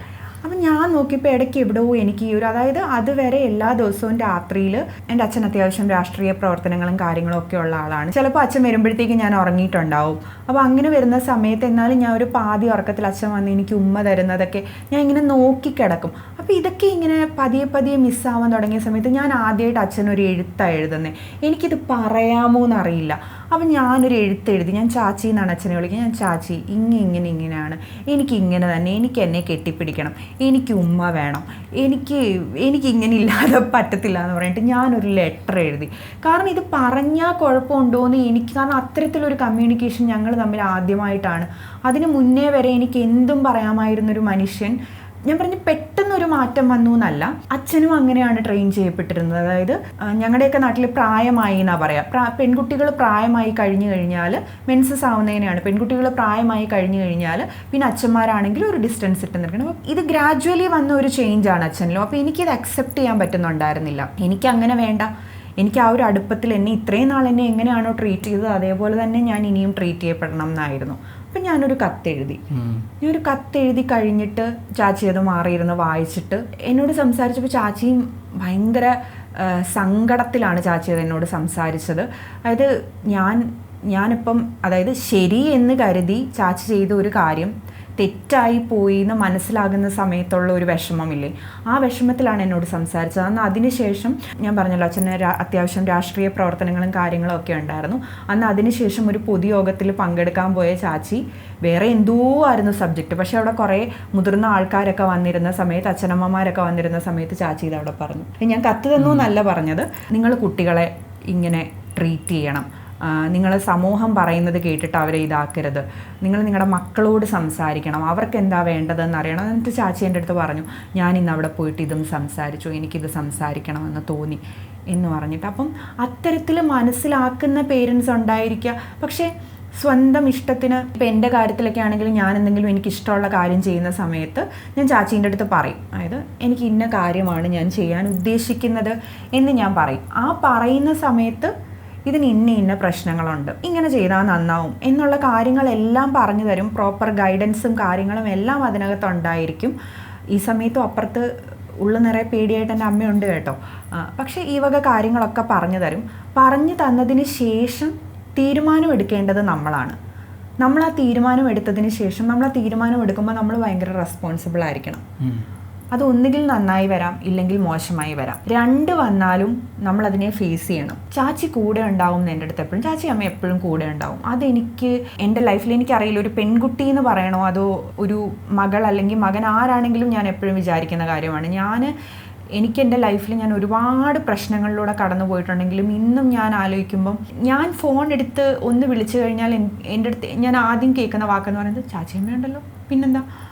അപ്പോൾ ആ ഒരു വാക്ക് നമുക്ക് തരുന്നൊരു കോൺഫിഡൻസ് ഉണ്ട്. അപ്പോൾ നമുക്ക് ഈ സൊസൈറ്റിയോടും ബന്ധുക്കാരോടും ഒക്കെ നമുക്ക് നീയാണല്ലോ കോടതി എന്നൊക്കെ ചോദിക്കാൻ തോന്നും. സത്യമായിട്ടും നമ്മുടെ ഉള്ളിലെങ്കിലും നമ്മളത് ചോദിക്കുകയും ചെയ്യും. ഞാൻ അത്യാവശ്യം ശബ്ദമുണ്ടാക്കി തന്നെ ചോദിച്ചിട്ടുള്ള ആളാണ്. ഞാൻ എൻ്റെ ഒരു റിലേറ്റീവിൻ്റെയൊക്കെ ഫ്രണ്ടിൽ പോയിരുന്നതിന്, കാലിന്മേൽ കാലും കയറ്റിയിരുന്നതിന്, അദ്ദേഹത്തിന് മുന്നിലിരുന്ന് സംസാരിച്ചതിന്, ഇതൊക്കെ സ്ഥിരമായിട്ട് ഞാൻ പറഞ്ഞില്ലേ, ഇങ്ങനെയാണോ മക്കളെ വളർത്തി വെക്കുന്നത് എന്നുള്ള പഴി എൻ്റെ അച്ഛനും അമ്മയും ഒരുപാട് കേട്ടിട്ടുണ്ട്. അവിടെയാണ് ഈ പറയുന്ന ബന്ധുക്കൾ, നാട്ടുകാർ, ഇവരൊക്കെ വർക്ക് ചെയ്യാൻ ശ്രമിക്കുന്നത് അവിടെയാണ്. പക്ഷെ അതിനെ ഓവർകം ചെയ്യാൻ എത്ര പേരൻസിന് പറ്റും എന്നുള്ളതൊരു ക്വസ്റ്റ്യൻ തന്നെയാണ്. ആക്ച്വലി വിമൻസ് ഡേ വരുമ്പോൾ നിങ്ങൾക്കൊരു മകളുണ്ടെങ്കിൽ ഡാഡീസ് ലിറ്റിൽ പ്രിൻസസ് എന്ന് പറയുന്നൊരു സ്റ്റേജിലാണ് അവർ നിൽക്കുന്നത്. എപ്പോഴും അങ്ങനെയാണല്ലോ. ഇപ്പോൾ പറഞ്ഞ പോലെ മെൻസസ് ആവുന്നത് വരെ അങ്ങനെയായിരിക്കും. അത് കഴിയുമ്പോഴേക്കും കുറച്ചൊരു ഡിസ്റ്റൻസ് ഇട്ടിട്ടൊക്കെ നിൽക്കും. എങ്ങനെയാണെങ്കിലും അച്ഛനമ്മമാർ കുട്ടികളെ എങ്ങനെ ട്രീറ്റ് ചെയ്യുന്നു, അവർക്ക് എന്ത് സപ്പോർട്ട് കൊടുക്കുന്നു എന്നുള്ളത് അത് ഭയങ്കര ഇമ്പോർട്ടൻ്റ് ആണ്. അങ്ങനെ അല്ലാത്ത പക്ഷം ഇങ്ങനെ ഒരാൾക്ക് സംസാരിക്കാൻ പറ്റില്ല. ആ കോൺഫിഡൻസ് വരുന്നത് അവിടെ നിന്നാണ്. ആ കോൺഫിഡൻസ് കൊടുത്ത് വളർത്തിക്കഴിഞ്ഞാൽ നാട്ടുകാർ നിങ്ങളോട് പലതും പറയുമായിരിക്കും, പക്ഷേ നിങ്ങളുടെ മക്കൾ നിങ്ങളോട് ഭയങ്കര ഗ്രേറ്റ്ഫുൾ ആയിരിക്കും. വിമൻസ് ഡേക്ക് നമ്മൾ എന്തിന് വിമൻസ് ഡേ സെലിബ്രേറ്റ് ചെയ്യണമെന്ന് വെച്ചാൽ ഇതുപോലുള്ള കാര്യങ്ങളൊക്കെ പറയാൻ വേണ്ടിയിട്ടാണ്, ഇതുപോലെയുള്ള തിരിച്ചറിവ് ഉണ്ടാവാൻ വേണ്ടിയിട്ടാണ്. അതൊരു ഭയങ്കര സംഭവമാണ്. എനിക്ക് തോന്നുന്നു ആൺകുട്ടികൾക്കും ഇത് ഭയങ്കര ഇമ്പോർട്ടൻ്റ് ആണ്. എന്ത് പ്രശ്നം വന്നു കഴിഞ്ഞാലും അച്ഛനും അമ്മയും ഇവിടെ ഉണ്ട്, അല്ലെങ്കിൽ ഞങ്ങളിവിടെ ഉണ്ടെന്ന് പറയുന്ന ആ ക്ലോസ് റിലേറ്റീവ്സ് അല്ലെങ്കിൽ ഒരു ഫ്രണ്ട് സർക്കിൾ എന്ന് പറയുന്നത് അതെല്ലാ മനുഷ്യനും ഭയങ്കര അനുഗ്രഹമാണ്. പക്ഷേ നമ്മുടെ സൊസൈറ്റിയിൽ പെൺകുട്ടിയെ വളർത്തിയെടുക്കുന്ന ഈ സിസ്റ്റത്തിനെതിരെ പോരാടാൻ ഒരുപക്ഷെ ഒരു പെൺകുട്ടിക്ക് ഏറ്റവും ആദ്യം സ്ട്രെങ്ത് കൊടുക്കാൻ പറ്റുന്നത് അച്ഛനും അമ്മയ്ക്കും തന്നെയായിരിക്കും. പക്ഷെ ഞാനിത് പറയുമ്പോഴും പറയട്ടെ, അതെൻ്റെ പ്രിവിലേജ് ആണെന്ന് അറിഞ്ഞുകൊണ്ട് തന്നെയാണ് ഞാൻ സംസാരിക്കുന്നത്. എത്രയോ പെൺകുട്ടികൾക്ക് സ്പേസ് കിട്ടാറില്ല. അവരുടെ വീട്ടിൽ നിന്നാണെങ്കിലും അവരുടെ സൊസൈറ്റിയിൽ നിന്നാണെങ്കിലും ഈവൻ എത്ര ക്ലോസ് സർക്കിളാണെന്ന് പറഞ്ഞാലും അവിടെ ഒന്നും ഇതിന് സ്പേസ് കിട്ടാതായി പോകുന്ന ഒരുപാട് പെൺകുട്ടികളെ ഞാൻ കണ്ടിട്ടുണ്ട്. ആ ഒരു അറിവിൽ നിന്നുകൊണ്ട് തന്നെയാണ് ഞാൻ പറയുന്നത്. ഈ പറഞ്ഞ കാര്യങ്ങളൊന്നുമില്ലാതെ മുന്നോട്ടേക്ക് വന്ന സ്ത്രീകളുടെ അവർ അനുഭവിച്ച പ്രശ്നങ്ങൾ എത്രത്തോളം നമ്മൾ ട്രൈ ചെയ്യുകയാണ് അത് മനസ്സിലാക്കാൻ വേണ്ടിയിട്ട്. പക്ഷേ നമ്മൾ എത്രയൊക്കെ ട്രൈ ചെയ്താലും പറഞ്ഞു വരുമ്പോൾ അത് അവരുടെ മാത്രം യാത്രയാണ്. എനിക്കതുകൊണ്ട് അങ്ങനെ കടന്നു വന്ന ആൾക്കാരെ കാണുമ്പോൾ പല ആൾക്കാരും ചോദിക്കും, സ്ത്രീകൾ ഭയങ്കര ഓവർ റിയാക്ട് ചെയ്യുന്നുണ്ട്, ഇവർക്ക് ചിന്തിച്ചുകൂടെ, ഇവർക്ക് പറഞ്ഞുകൂടെ, ഇവർക്കൊന്ന് കുറച്ചൊക്കെ ഒന്ന് പേടിച്ചുകൂടെ എന്നൊക്കെ നിങ്ങൾ ചോദിക്കുന്ന സമയത്ത് എനിക്ക് പറയാനുള്ളത്, നിങ്ങൾ അവർ വന്ന വഴികളും കൂടി ഒന്ന് അന്വേഷിച്ച് നോക്കണം. ഞാൻ പറയുന്നത് ആർക്കും എന്ത് വൃത്തികേടും പറയാനുള്ള ലൈസൻസ് ഉണ്ടെന്നോ ആരെയും എത്ര മോശമായി ചിത്രീകരിക്കാനുള്ള ലൈസൻസ് ഉണ്ടെന്നോ അല്ല ഞാൻ പറയുന്നത്. അവരവരുടെ അവകാശങ്ങളെക്കുറിച്ച് ലൗഡായിട്ട് സംസാരിക്കുമ്പോൾ, അവർക്ക് വേണ്ട കാര്യങ്ങളെക്കുറിച്ചിട്ട് അവർ ലൗഡായിട്ട് സംസാരിക്കുന്ന സമയത്ത് നിങ്ങൾ ജസ്റ്റ് അവരോടൊന്ന് ചോദിച്ചു നോക്കുക, അവരെന്തുകൊണ്ടാണ് അങ്ങനെ സംസാരിക്കുന്നത്. ഞാനിപ്പോൾ ഇങ്ങനെ സംസാരിക്കുമ്പോൾ കേൾക്കുന്നൊരു അച്ഛനും അമ്മയും എനിക്ക് ഉള്ളത് കൊണ്ടാണ്, അതില്ലാത്തപ്പോൾ ഞാൻ ഉറച്ച് സംസാരിക്കും. അവർ ലൗഡായി സംസാരിച്ചപ്പോഴേ അവർക്ക് അവരുടെ അവകാശങ്ങൾ കിട്ടിയിട്ടുള്ളൂ. അതുകൊണ്ടാണ് നിങ്ങൾ ചോദിക്കും, എല്ലാ ആണുങ്ങളെയും എന്തിനാണ് ആ കണ്ണോടുകൂടി കാണുന്നതെന്ന് പറഞ്ഞു കഴിഞ്ഞാൽ നിങ്ങൾ മനസ്സിലാക്കേണ്ട ഒരു കാര്യം, അവരല്ലാത്ത ആൺകുട്ടികളെ കണ്ടിട്ടില്ല, അല്ലാത്ത പുരുഷന്മാരെ അവർ കണ്ടിട്ടില്ല. അവരുടെ ജീവിതത്തിൽ അത് കാണാനുള്ള എനിക്ക് ഈ വാക്ക് യൂസ് ചെയ്യുന്നത് ശരിയല്ല എന്നറിയാം, പക്ഷേ എന്നാലും ഞാൻ യൂസ് ചെയ്യാണ്, ഭാഗ്യം അവർക്ക് ഉണ്ടായിട്ടില്ല എന്നുള്ളതാണ് അതിൻ്റെ സത്യം. ഇപ്പോൾ എന്നെ സംബന്ധിച്ചിടത്തോളം ഉണ്ണി ആദ്യം പറഞ്ഞ പോലെ ഞാൻ കുറച്ച് കാര്യങ്ങൾ പറഞ്ഞു കൊടുക്കുമ്പോൾ അത് കേൾക്കുന്ന ഒരാളായിട്ട് ഉണ്ണി ഇരിക്കുന്നത് കൊണ്ടാണ് എനിക്ക് ആ സ്പേസ് അവിടെ കിട്ടുന്നത്. അല്ലാതെ തുടക്കത്തിൽ തന്നെ നോ പറഞ്ഞു കഴിഞ്ഞാൽ എനിക്കും പിന്നീട് ഉണ്ണിയോടൊന്നും സംസാരിക്കാൻ പറ്റില്ല. ഓക്കെ, ചെയ്യാം, അതിന് ഇന്ന പ്രശ്നമുണ്ടല്ലേ, അല്ലെങ്കിൽ അത് എന്തുകൊണ്ടാണ് അങ്ങനെ പറഞ്ഞത് എന്ന് കേൾക്കുന്ന ഒരാൾ എൻ്റെ അടുത്തുള്ളത് കൊണ്ടാണ് എനിക്കവിടെ പറയാനുള്ളൊരു സ്പേസ് കിട്ടുന്നത്. അങ്ങനെ കേൾക്കുന്ന മനുഷ്യന്മാരൊന്നും എല്ലാവരോടും ഒപ്പമൊന്നും ഉണ്ടായിരുന്നില്ല, ഇപ്പോഴും ഇല്ല. പക്ഷെ ഇനി അങ്ങോട്ടും ഉണ്ടാവട്ടെ എന്നുള്ളതാണ് നമ്മുടെ ആഗ്രഹം. ഞാൻ ആക്ച്വലി ശ്രുതിയുടെ അച്ഛനും അമ്മയും ചെയ്ത കാര്യത്തിന് അപ്രിഷ്യേറ്റ് ചെയ്യുന്നതിൻ്റെ കാരണം എല്ലാവർക്കും അങ്ങനെ ഉണ്ടാവും എന്നുള്ളതിലല്ല, പക്ഷേ ഇത് കേൾക്കുന്ന ഒരാൾക്കെങ്കിലും നിങ്ങളുടെ അച്ഛനും അമ്മയും നിങ്ങളൊരു കോൺസ്റ്റൻറ്റ് പേടിയിലായിരിക്കും വളർത്തിയിട്ടുണ്ടാവുക. പക്ഷെ നമ്മുടെ കുട്ടികളെ നമ്മളങ്ങനെ വളർത്തരുത്. നമ്മുടെ കുട്ടികളെ നമുക്ക് വളർത്താൻ ഇങ്ങനെയും ഒരു രീതിയുണ്ട്. സൊസൈറ്റിയോട് പോയി പണി നോക്കാൻ പറഞ്ഞിട്ട് നമുക്ക് നമ്മുടെ കുഞ്ഞുങ്ങളെ സ്നേഹിക്കാൻ പറ്റുന്ന ഒരു സ്പേസ് ഉണ്ടാക്കിയെടുക്കാൻ പറ്റണം.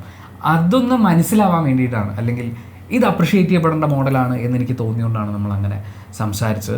ഒരു തവണ മഞ്ജു വാര്യരുടെ ഇൻ്റർവ്യൂവിൽ മഞ്ജു വാര്യർ പറഞ്ഞൊരു ഡയലോഗാണ്, വരുന്ന കഥാപാത്രങ്ങളെല്ലാം അപ്രോച്ച് ചെയ്യുമ്പോഴേ ആൾക്കാർ പറയുന്നത്, ഇതിൽ മേഡം വളരെ സ്ട്രോങ് ആയിട്ടുള്ളൊരു ക്യാരക്ടറിനെ, ഒരു സ്ട്രോങ് ആയിട്ടുള്ളൊരു വിമൻ ക്യാരക്ടറാണ്, അല്ലെങ്കിൽ ഭയങ്കര ബോൾഡ് ആയിട്ടുള്ള ഇൻഡിപെൻഡൻ്റ് ആയിട്ടുള്ള സ്ത്രീ കഥാപാത്രത്തെയാണ് അവതരിപ്പിക്കുന്നത് എന്ന് പറഞ്ഞിട്ടാണ് കഥാപാത്രങ്ങൾ തേടി വരാറുള്ളതെന്ന് പറഞ്ഞു. പക്ഷെ നമ്മൾ ഈ ടാഗൊക്കെ എപ്പോഴും സിനിമകളിലാണെങ്കിലും കേൾക്കുന്നത് സ്ത്രീകൾക്ക് മാത്രമാണ്. നമ്മൾ ഒരിക്കലും കേട്ടിട്ടില്ല സ്ട്രോങ് ആയിട്ടുള്ള ഒരു പുരുഷ കഥാപാത്രം, ഇൻഡിപെൻഡൻ്റ് ആയിട്ടുള്ളൊരു പുരുഷ കഥാപാത്രം, ബോൾഡ് ആയിട്ടുള്ളൊരു പുരുഷ കഥാപാത്രം എന്ന് പറഞ്ഞിട്ട് പൃഥ്വിരാജിൻ്റെ അടുത്ത് ഒരാൾ കഥ പറയാൻ പോകുന്നത് നമുക്ക് ചിന്തിക്കാൻ പറ്റില്ല. ബിക്കോസ് പുരുഷന്മാരെന്ന് പറയുമ്പോൾ അത് അങ്ങനെ തന്നെയാണ്. പക്ഷെ സ്ത്രീകളുടെ കൂടെയാണ് നമ്മളിത് ചേർത്ത് വെക്കുന്നത്. പക്ഷെ അപ്പോഴും ഒന്നുകിൽ ഏറ്റവും അങ്ങേയറ്റത്തെ ഗ്ലോറിഫിക്കേഷൻ തരും, അല്ലെങ്കിൽ ഏറ്റവും താഴെ കൊണ്ടുവന്നിട്ട് ഇതെപ്പോഴും ഇവർ സെറ്റ് ചെയ്ത് വെച്ചിരിക്കുന്ന ഒരു മാർജിനുണ്ട്, അതിനകത്ത് നിർത്തിയിട്ട് ഈ കാര്യങ്ങൾ ഇവർ ഡീൽ ചെയ്യുള്ളൂ. ഞാൻ കഴിഞ്ഞ ദിവസം ഉണ്ണീൻ്റെ അടുത്ത് പറഞ്ഞു, ഓർമ്മയുണ്ടോ എന്ന് എനിക്കറിയില്ല, എന്തോ പറഞ്ഞു ഞാൻ എൻ്റെ അമ്മയും പെങ്ങളെയും പോലെയാണ് ലോകത്തിലുള്ള എല്ലാ സ്ത്രീകളെയും കാണുന്നതെന്ന്. ദയവ് ചെയ്ത് നിങ്ങൾ നിങ്ങളുടെ അമ്മയും പെങ്ങളെയും പോലെ ലോകത്തുള്ള എല്ലാ സ്ത്രീകളെയും കാണരുത്. അമ്മയെ അമ്മയായും പെങ്ങളെ പെങ്ങളായും നിങ്ങൾക്ക് കാണാൻ പറ്റുന്നുണ്ടെങ്കിൽ വളരെ നല്ല കാര്യം. ലോകത്തുള്ള എല്ലാ സ്ത്രീകളെയും നിങ്ങൾ അങ്ങനെ കാണുന്നത്. ആ ഡയലോഗ് ഞാനല്ല പറഞ്ഞത്, അയ്യോ നമ്മൾ വേറെ ആരുടെ ഡയലോഗ് ഉണ്ണി പറഞ്ഞു എന്നല്ല ഞാൻ പറഞ്ഞേ, പോയി നിന്റെ അമ്മയും പെങ്ങളെയും അങ്ങനെയൊക്കെ പറയുന്ന ഡയലോഗില് അങ്ങനെ എല്ലാവരും അമ്മയും പെങ്ങളൊന്നും ആവുന്നില്ല, അല്ലെങ്കിൽ അമ്മയും പെങ്ങളായിട്ട് ഡീൽ ചെയ്യേണ്ട കാര്യവുമില്ല, അവകാശവും ഇല്ല, ആവശ്യവും ഇല്ല. നിങ്ങൾ ഇൻഡിവിജ്വൽസ് ആയിട്ട് കണ്ടാൽ മതി. അതായത് ഒരാളെ അങ്ങനെ, അതായത് നമ്മൾ ഈ ലോകത്തുള്ള എല്ലാ സ്ത്രീകളും നല്ലതാണെന്നും അല്ലെങ്കിൽ എല്ലാ പുരുഷന്മാരും നല്ലതാണെന്നും അങ്ങനെ ജനറലൈസ് ചെയ്യാൻ നമുക്ക് ഭയങ്കര ടെൻഡൻസിയാണ്, ഈ ജനറലൈസ് ചെയ്യാൻ വേണ്ടിയിട്ട്. നമ്മളങ്ങനെ ജനറലൈസ് ചെയ്ത് സംസാരിക്കേണ്ട ആവശ്യമില്ല. നിങ്ങൾ ഇൻഡിവിജ്വൽസ് ആയിട്ട് കാണും. ഓരോ വ്യക്തിയും അവരവരുടേതായ സ്വപ്നങ്ങളുള്ള, അവരവരുടേതായ അവകാശങ്ങളുള്ള, സ്വാതന്ത്ര്യങ്ങളുള്ള മനുഷ്യന്മാരാണ്. അപ്പോൾ അതിനെ നമ്മൾ അങ്ങനെ കണ്ടാൽ മതി. അതുപോലെ മറ്റൊരു പ്രയോഗമാണ് ഞങ്ങൾ ഈ അടുത്ത് ഒരു നല്ല സിനിമ കാണാനിടയുണ്ടായി, ഖജുരാഹോ ഡ്രീംസ് എന്ന് പറഞ്ഞിട്ട്. ഉണ്ണി അതിനെക്കുറിച്ച് റിവ്യൂ ഒക്കെ ഇട്ടിട്ടുണ്ട്. അതിനകത്ത് നമ്മൾ കേൾക്കുന്ന ഒരു ഡയലോഗ് എന്ന് പറയുന്നത് നല്ല ആണത്തമുള്ള സ്ത്രീ എന്നാണ്. ഞാൻ കോളേജിൽ പഠിച്ചുകൊണ്ടിരുന്ന സമയത്ത് ക്ലാസ്സിൽ പ്രൊഫസർ വന്നിട്ട് പുള്ളി പറഞ്ഞു, ഒരു ചെയർ എടുത്തിട്ട് വരും. അപ്പോൾ ഇങ്ങനെ മറ്റേ നിന്നിട്ട് പഠിപ്പിക്കുന്ന, അപ്പോൾ ചെയറില്ലായിരുന്നു ക്ലാസ്സിൽ, പുള്ളിക്കന്ന് എന്തോ വയ്യാതായിട്ട് ആരെങ്കിലും ഒരാളൊന്ന് ചെയർ എടുത്തിട്ട് വരുമോ എന്ന് ചോദിച്ചു. അപ്പം എല്ലാവരും ഇങ്ങനെ ക്ലാസ്സിൽ, നമ്മുടെ സ്റ്റാഫ് റൂം തൊട്ടടുത്ത, അപ്പോൾ ആരും ഇങ്ങനെ അനങ്ങാതിരുന്ന സമയത്ത് ഞാൻ പോയിട്ട് ചെയർ എടുത്തിട്ട് വന്നു. ഞാൻ ചെയർ എടുത്തിട്ട് വന്ന് പുള്ളിക്ക് കൊടുത്തപ്പോൾ പുള്ളി പറഞ്ഞു, ഈ ക്ലാസ്സിൽ കുറേ ആൺപിള്ളേരുണ്ട്, എന്നിട്ടൊരു പെൺകുട്ടി വേണ്ടി വന്നു. എൽസമ്മ എന്ന ആൺകുട്ടി, ആ സമയത്താണ് ആ സിനിമ റിലീസാവുന്നത്, ഇതാണ് എൽസമ്മ എന്ന ആൺകുട്ടി എന്നൊക്കെ പറഞ്ഞു. ആ സമയത്ത് അത് കേൾക്കുന്ന സമയത്ത് നമുക്കതിൻ്റെ പ്രശ്നം മനസ്സിലാകില്ല. ഇത് നമ്മൾ കുറേ ആൾക്കാർ ഒരു ടൈം വരെ അപ്രീസിയേഷനായിട്ട് എടുത്തുകൊണ്ടിരുന്നത്. അതായത് അവളൊരു ആൺകുട്ടിയാണ് എന്ന് പറയുന്ന സമയത്ത് നമുക്ക് കിട്ടുന്ന ഒരു അപ്രീസിയേഷൻ ഉണ്ട്. പോകെയാണ് നമ്മളത് എത്രമാത്രം അപമാനകരമായ ഒരു കാര്യമാണെന്ന് മനസ്സിലാക്കുന്നത്. അതായത് ബീയിങ് ഒരാണെന്ന് പറയുന്നതിനെ ചേർത്ത് വെക്കുന്നത് അപമാനകരം എന്നല്ല ഞാൻ പറയുന്നത്.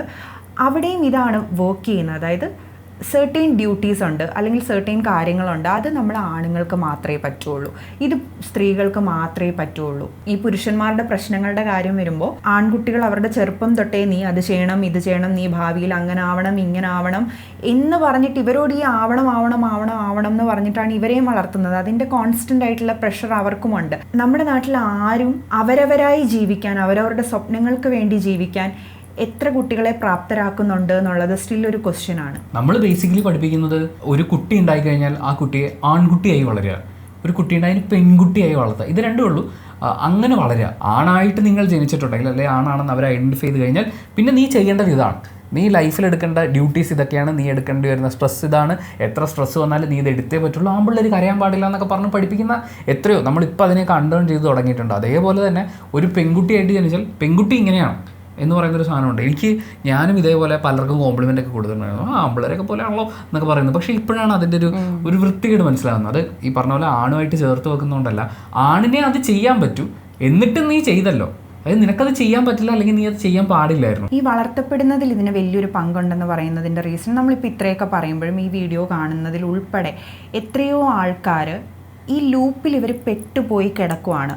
ഇതിൽ നിന്നൊന്ന് പുറത്തു വരാനോ നമുക്ക് പറയാൻ എളുപ്പമാണ്, നിങ്ങൾ പ്രതികരിക്കൂ, നിങ്ങൾ ഇതിൽ നിന്ന് പുറത്തു വരൂ, നിങ്ങളുടെ സെൽഫ് അതിനെ അറിയൂ, നിങ്ങളുടേതായിട്ടുള്ളൊരു ലോകത്തിലേക്ക് നിങ്ങൾ വരൂ, ജീവിക്കൂ എന്നൊക്കെ പറയാൻ എളുപ്പമാണ്. ഞാൻ നേരത്തെ പറഞ്ഞ പോലെ പേടിയിൽ മാത്രം ജീവിക്കുന്ന എത്രയോ സ്ത്രീകൾ ഇപ്പോഴും ഉണ്ട്. പ്രോപ്പർ ടൈമിൽ പ്രോപ്പർ ഹെൽപ്പ് കിട്ടാതെ. അവർക്ക് അറിയാം അവർ നിൽക്കുന്ന സിറ്റുവേഷൻ എന്ന് പറയുന്നത് ഏറ്റവും മോശമായിട്ടുള്ള സിറ്റുവേഷനാണ്. ആൾക്കാരൊക്കെ എപ്പോഴും ചോദിക്കുന്ന കാര്യം, നിങ്ങൾ എന്താണെന്ന് പ്രതികരിക്കാതിരുന്നത്, നിങ്ങൾക്ക് അപ്പോൾ പ്രതികരിച്ചുകൂടായിരുന്നു. ഏറ്റവും കൂടുതൽ കേൾക്കുന്നതാണ്, എന്നെ മോശമായി ട്രീറ്റ് ചെയ്ത് കഴിഞ്ഞാൽ എനിക്ക് പ്രതികരിക്കാൻ പറ്റുമായിരിക്കും, പക്ഷെ അതേ ഇത് വെച്ച് നിങ്ങൾ വേറൊരാളോട് പറയരുത്. നമ്മൾ ഇത്രയൊക്കെ കാര്യങ്ങൾ പറയുമ്പോഴും ആ പേടിയിൽ ജീവിക്കുന്ന, ഇപ്പോഴും പ്രോപ്പർ ഹെൽപ്പ് കിട്ടാതെ അതിൽ നിന്ന് എങ്ങനെ പുറത്തേക്ക് വരണം എന്നറിയാതെ വിഷമിച്ചിരിക്കുന്ന ഒരുപാട് ആൾക്കാരുണ്ട്. അവരെയും കൂടെ നമ്മൾ ഈ ഒരു അവസരത്തിൽ ഓർക്കണം എന്ന് എനിക്ക് തോന്നുന്നുണ്ട്. ആൺകുട്ടികൾ ഒരു തീരുമാനം എടുക്കുന്നത് എപ്പോഴും നമ്മൾ തീരുമാനമെടുക്കാൻ ഡിസൈൻഡാണ്, അല്ലെങ്കിൽ നമ്മുടെ സൊസൈറ്റി ഓക്കെയാണ്.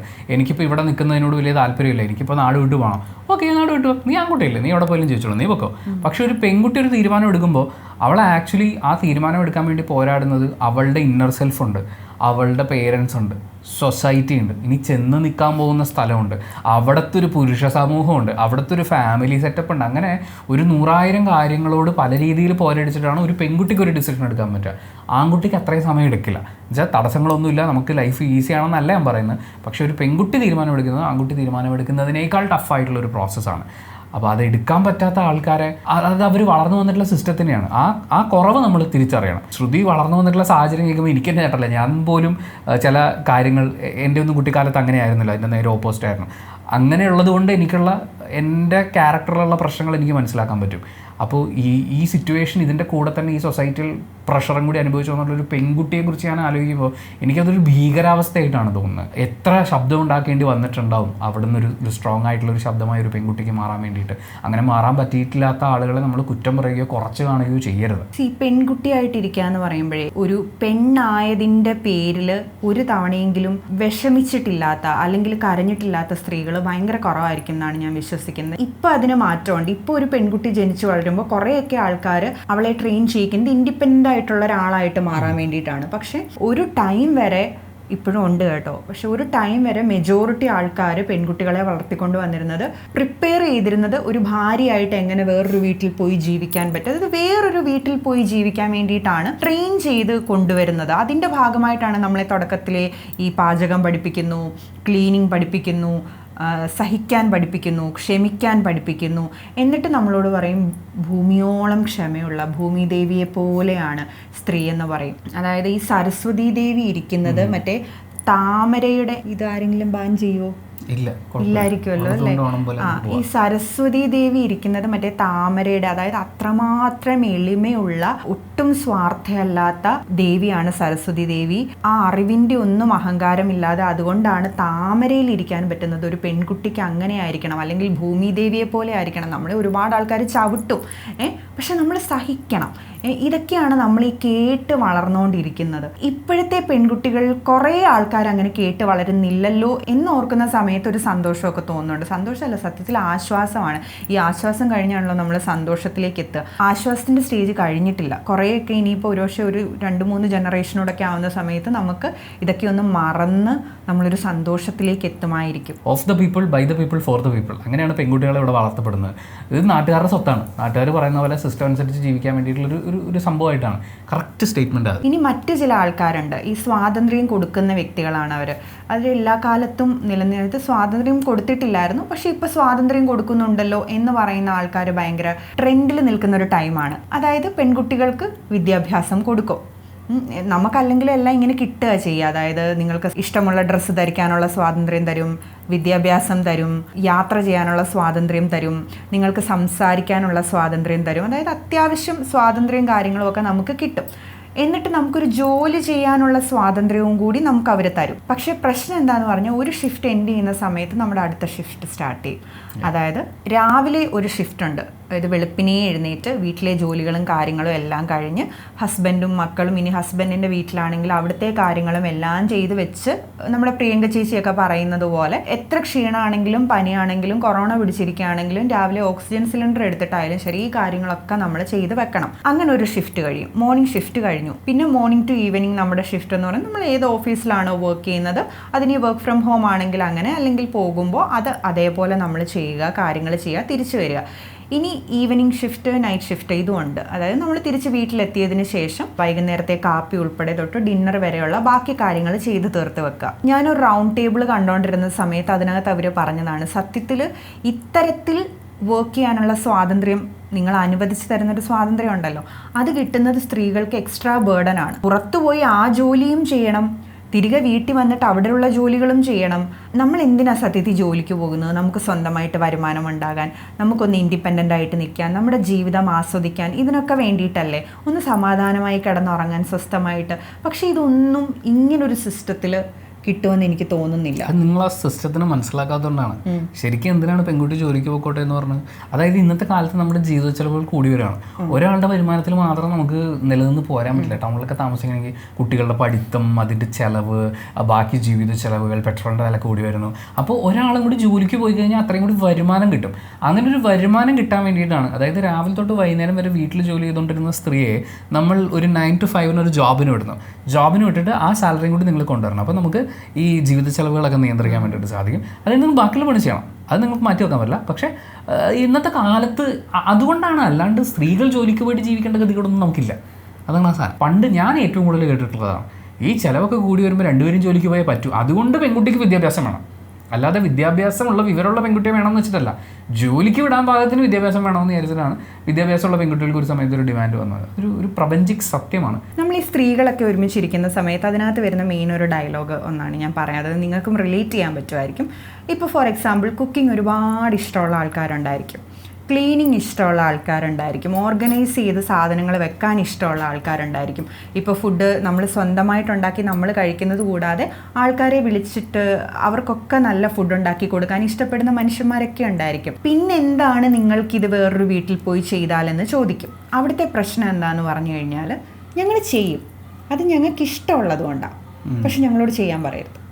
ചെയ്യാൻ പറയരുത് ഇൻ ദ സെൻസ് ഇതാണ് നിൻ്റെ ഡ്യൂട്ടി, അതുകൊണ്ട് നീ ഇത് ചെയ്യണം എന്ന് പറയരുത്. എൻ്റെ വീട്ടിലും ഈ സെയിം ഫൈറ്റും കാര്യങ്ങളൊക്കെ ഉണ്ടായിട്ടുണ്ട്. പാത്രം കഴുകിയൊക്കെ അടിക്കുകയൊക്കെ ഇങ്ങനെയൊക്കെയുള്ള കാര്യങ്ങൾ വരുമ്പോൾ എന്നോട് പറയുന്നത് എന്തിനാ? ഞാൻ എന്തായാലും ചെയ്യും. ഇപ്പം നമ്മുടെ വീട്ടിലിരിക്കുന്ന കാര്യങ്ങൾ നമ്മൾ ചെയ്യും.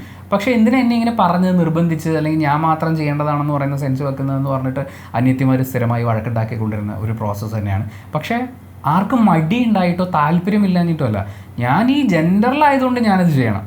എന്ന് പറയുന്ന അടിച്ചേൽപ്പിക്കൽ വരുമ്പോൾ അത് ഈവൻ ഓഫീസിലാണെങ്കിൽ പോലും നമ്മൾ ബേസിക്കലി ഇങ്ങനെ ഈ ആണിനെങ്ങനെ പെണ്ണിനെങ്ങനെ എന്നൊക്കെ ചിന്തിക്കുന്നതിന് വരെ നമുക്ക് എങ്ങനെയാണെന്ന് ആലോചിച്ചാൽ മതി.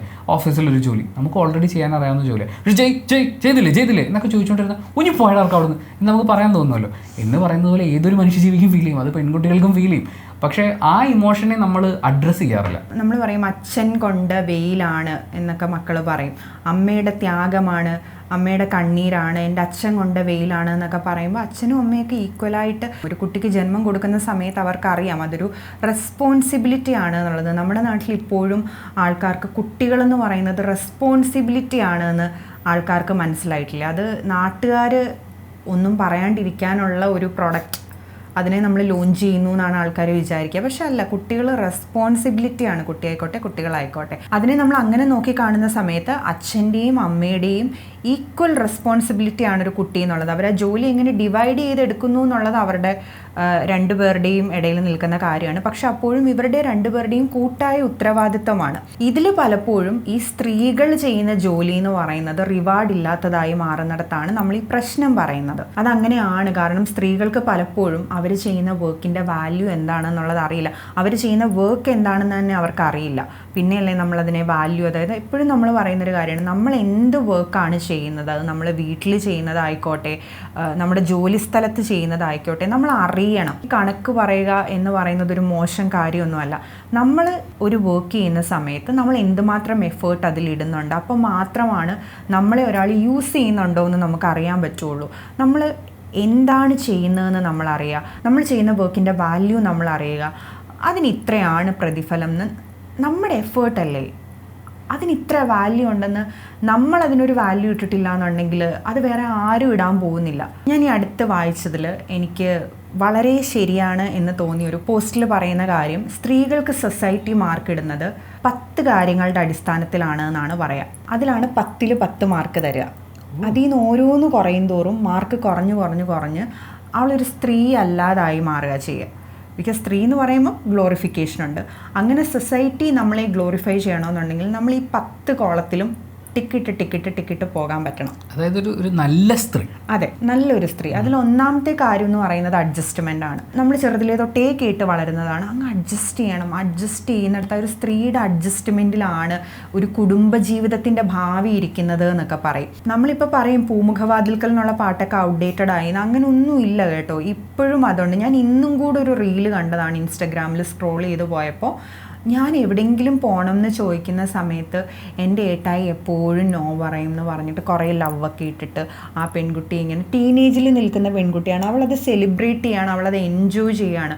അവളുടെ ഒരു പ്രായം ആകുമ്പോൾ അവളത് തിരിച്ചറിയുമായിരിക്കും, അത് അവളുടെ സ്വാതന്ത്ര്യത്തിലുള്ള കടന്നുകയറ്റമാണ്, നിഷേധമാണ് എന്ന് തിരിച്ചറിയായിരിക്കും. പക്ഷെ അത് ഞാൻ അഡ്ജസ്റ്റ് ചെയ്യും എന്ന് പറയുമ്പോൾ നമ്മുടെ ഡ്രീം ഉണ്ടെങ്കിൽ അത് മാറ്റിവെച്ച് നമ്മൾ ഇങ്ങനെ അഡ്ജസ്റ്റ് ചെയ്ത് ഒരു മനുഷ്യനെ ഇത് എവിടെ കൊണ്ട് എത്തിക്കും എന്നുള്ളതൊന്നും ആൾക്കാർക്കൊരു പ്രശ്നമല്ല. പക്ഷെ അവർ പറയുന്നത് അതായത് ഒരു തലമുറയിൽ പറയുന്നു അഡ്ജസ്റ്റ് ചെയ്ത് ജീവിച്ചു. ഇതിങ്ങനെ കൈമാറി വരിക.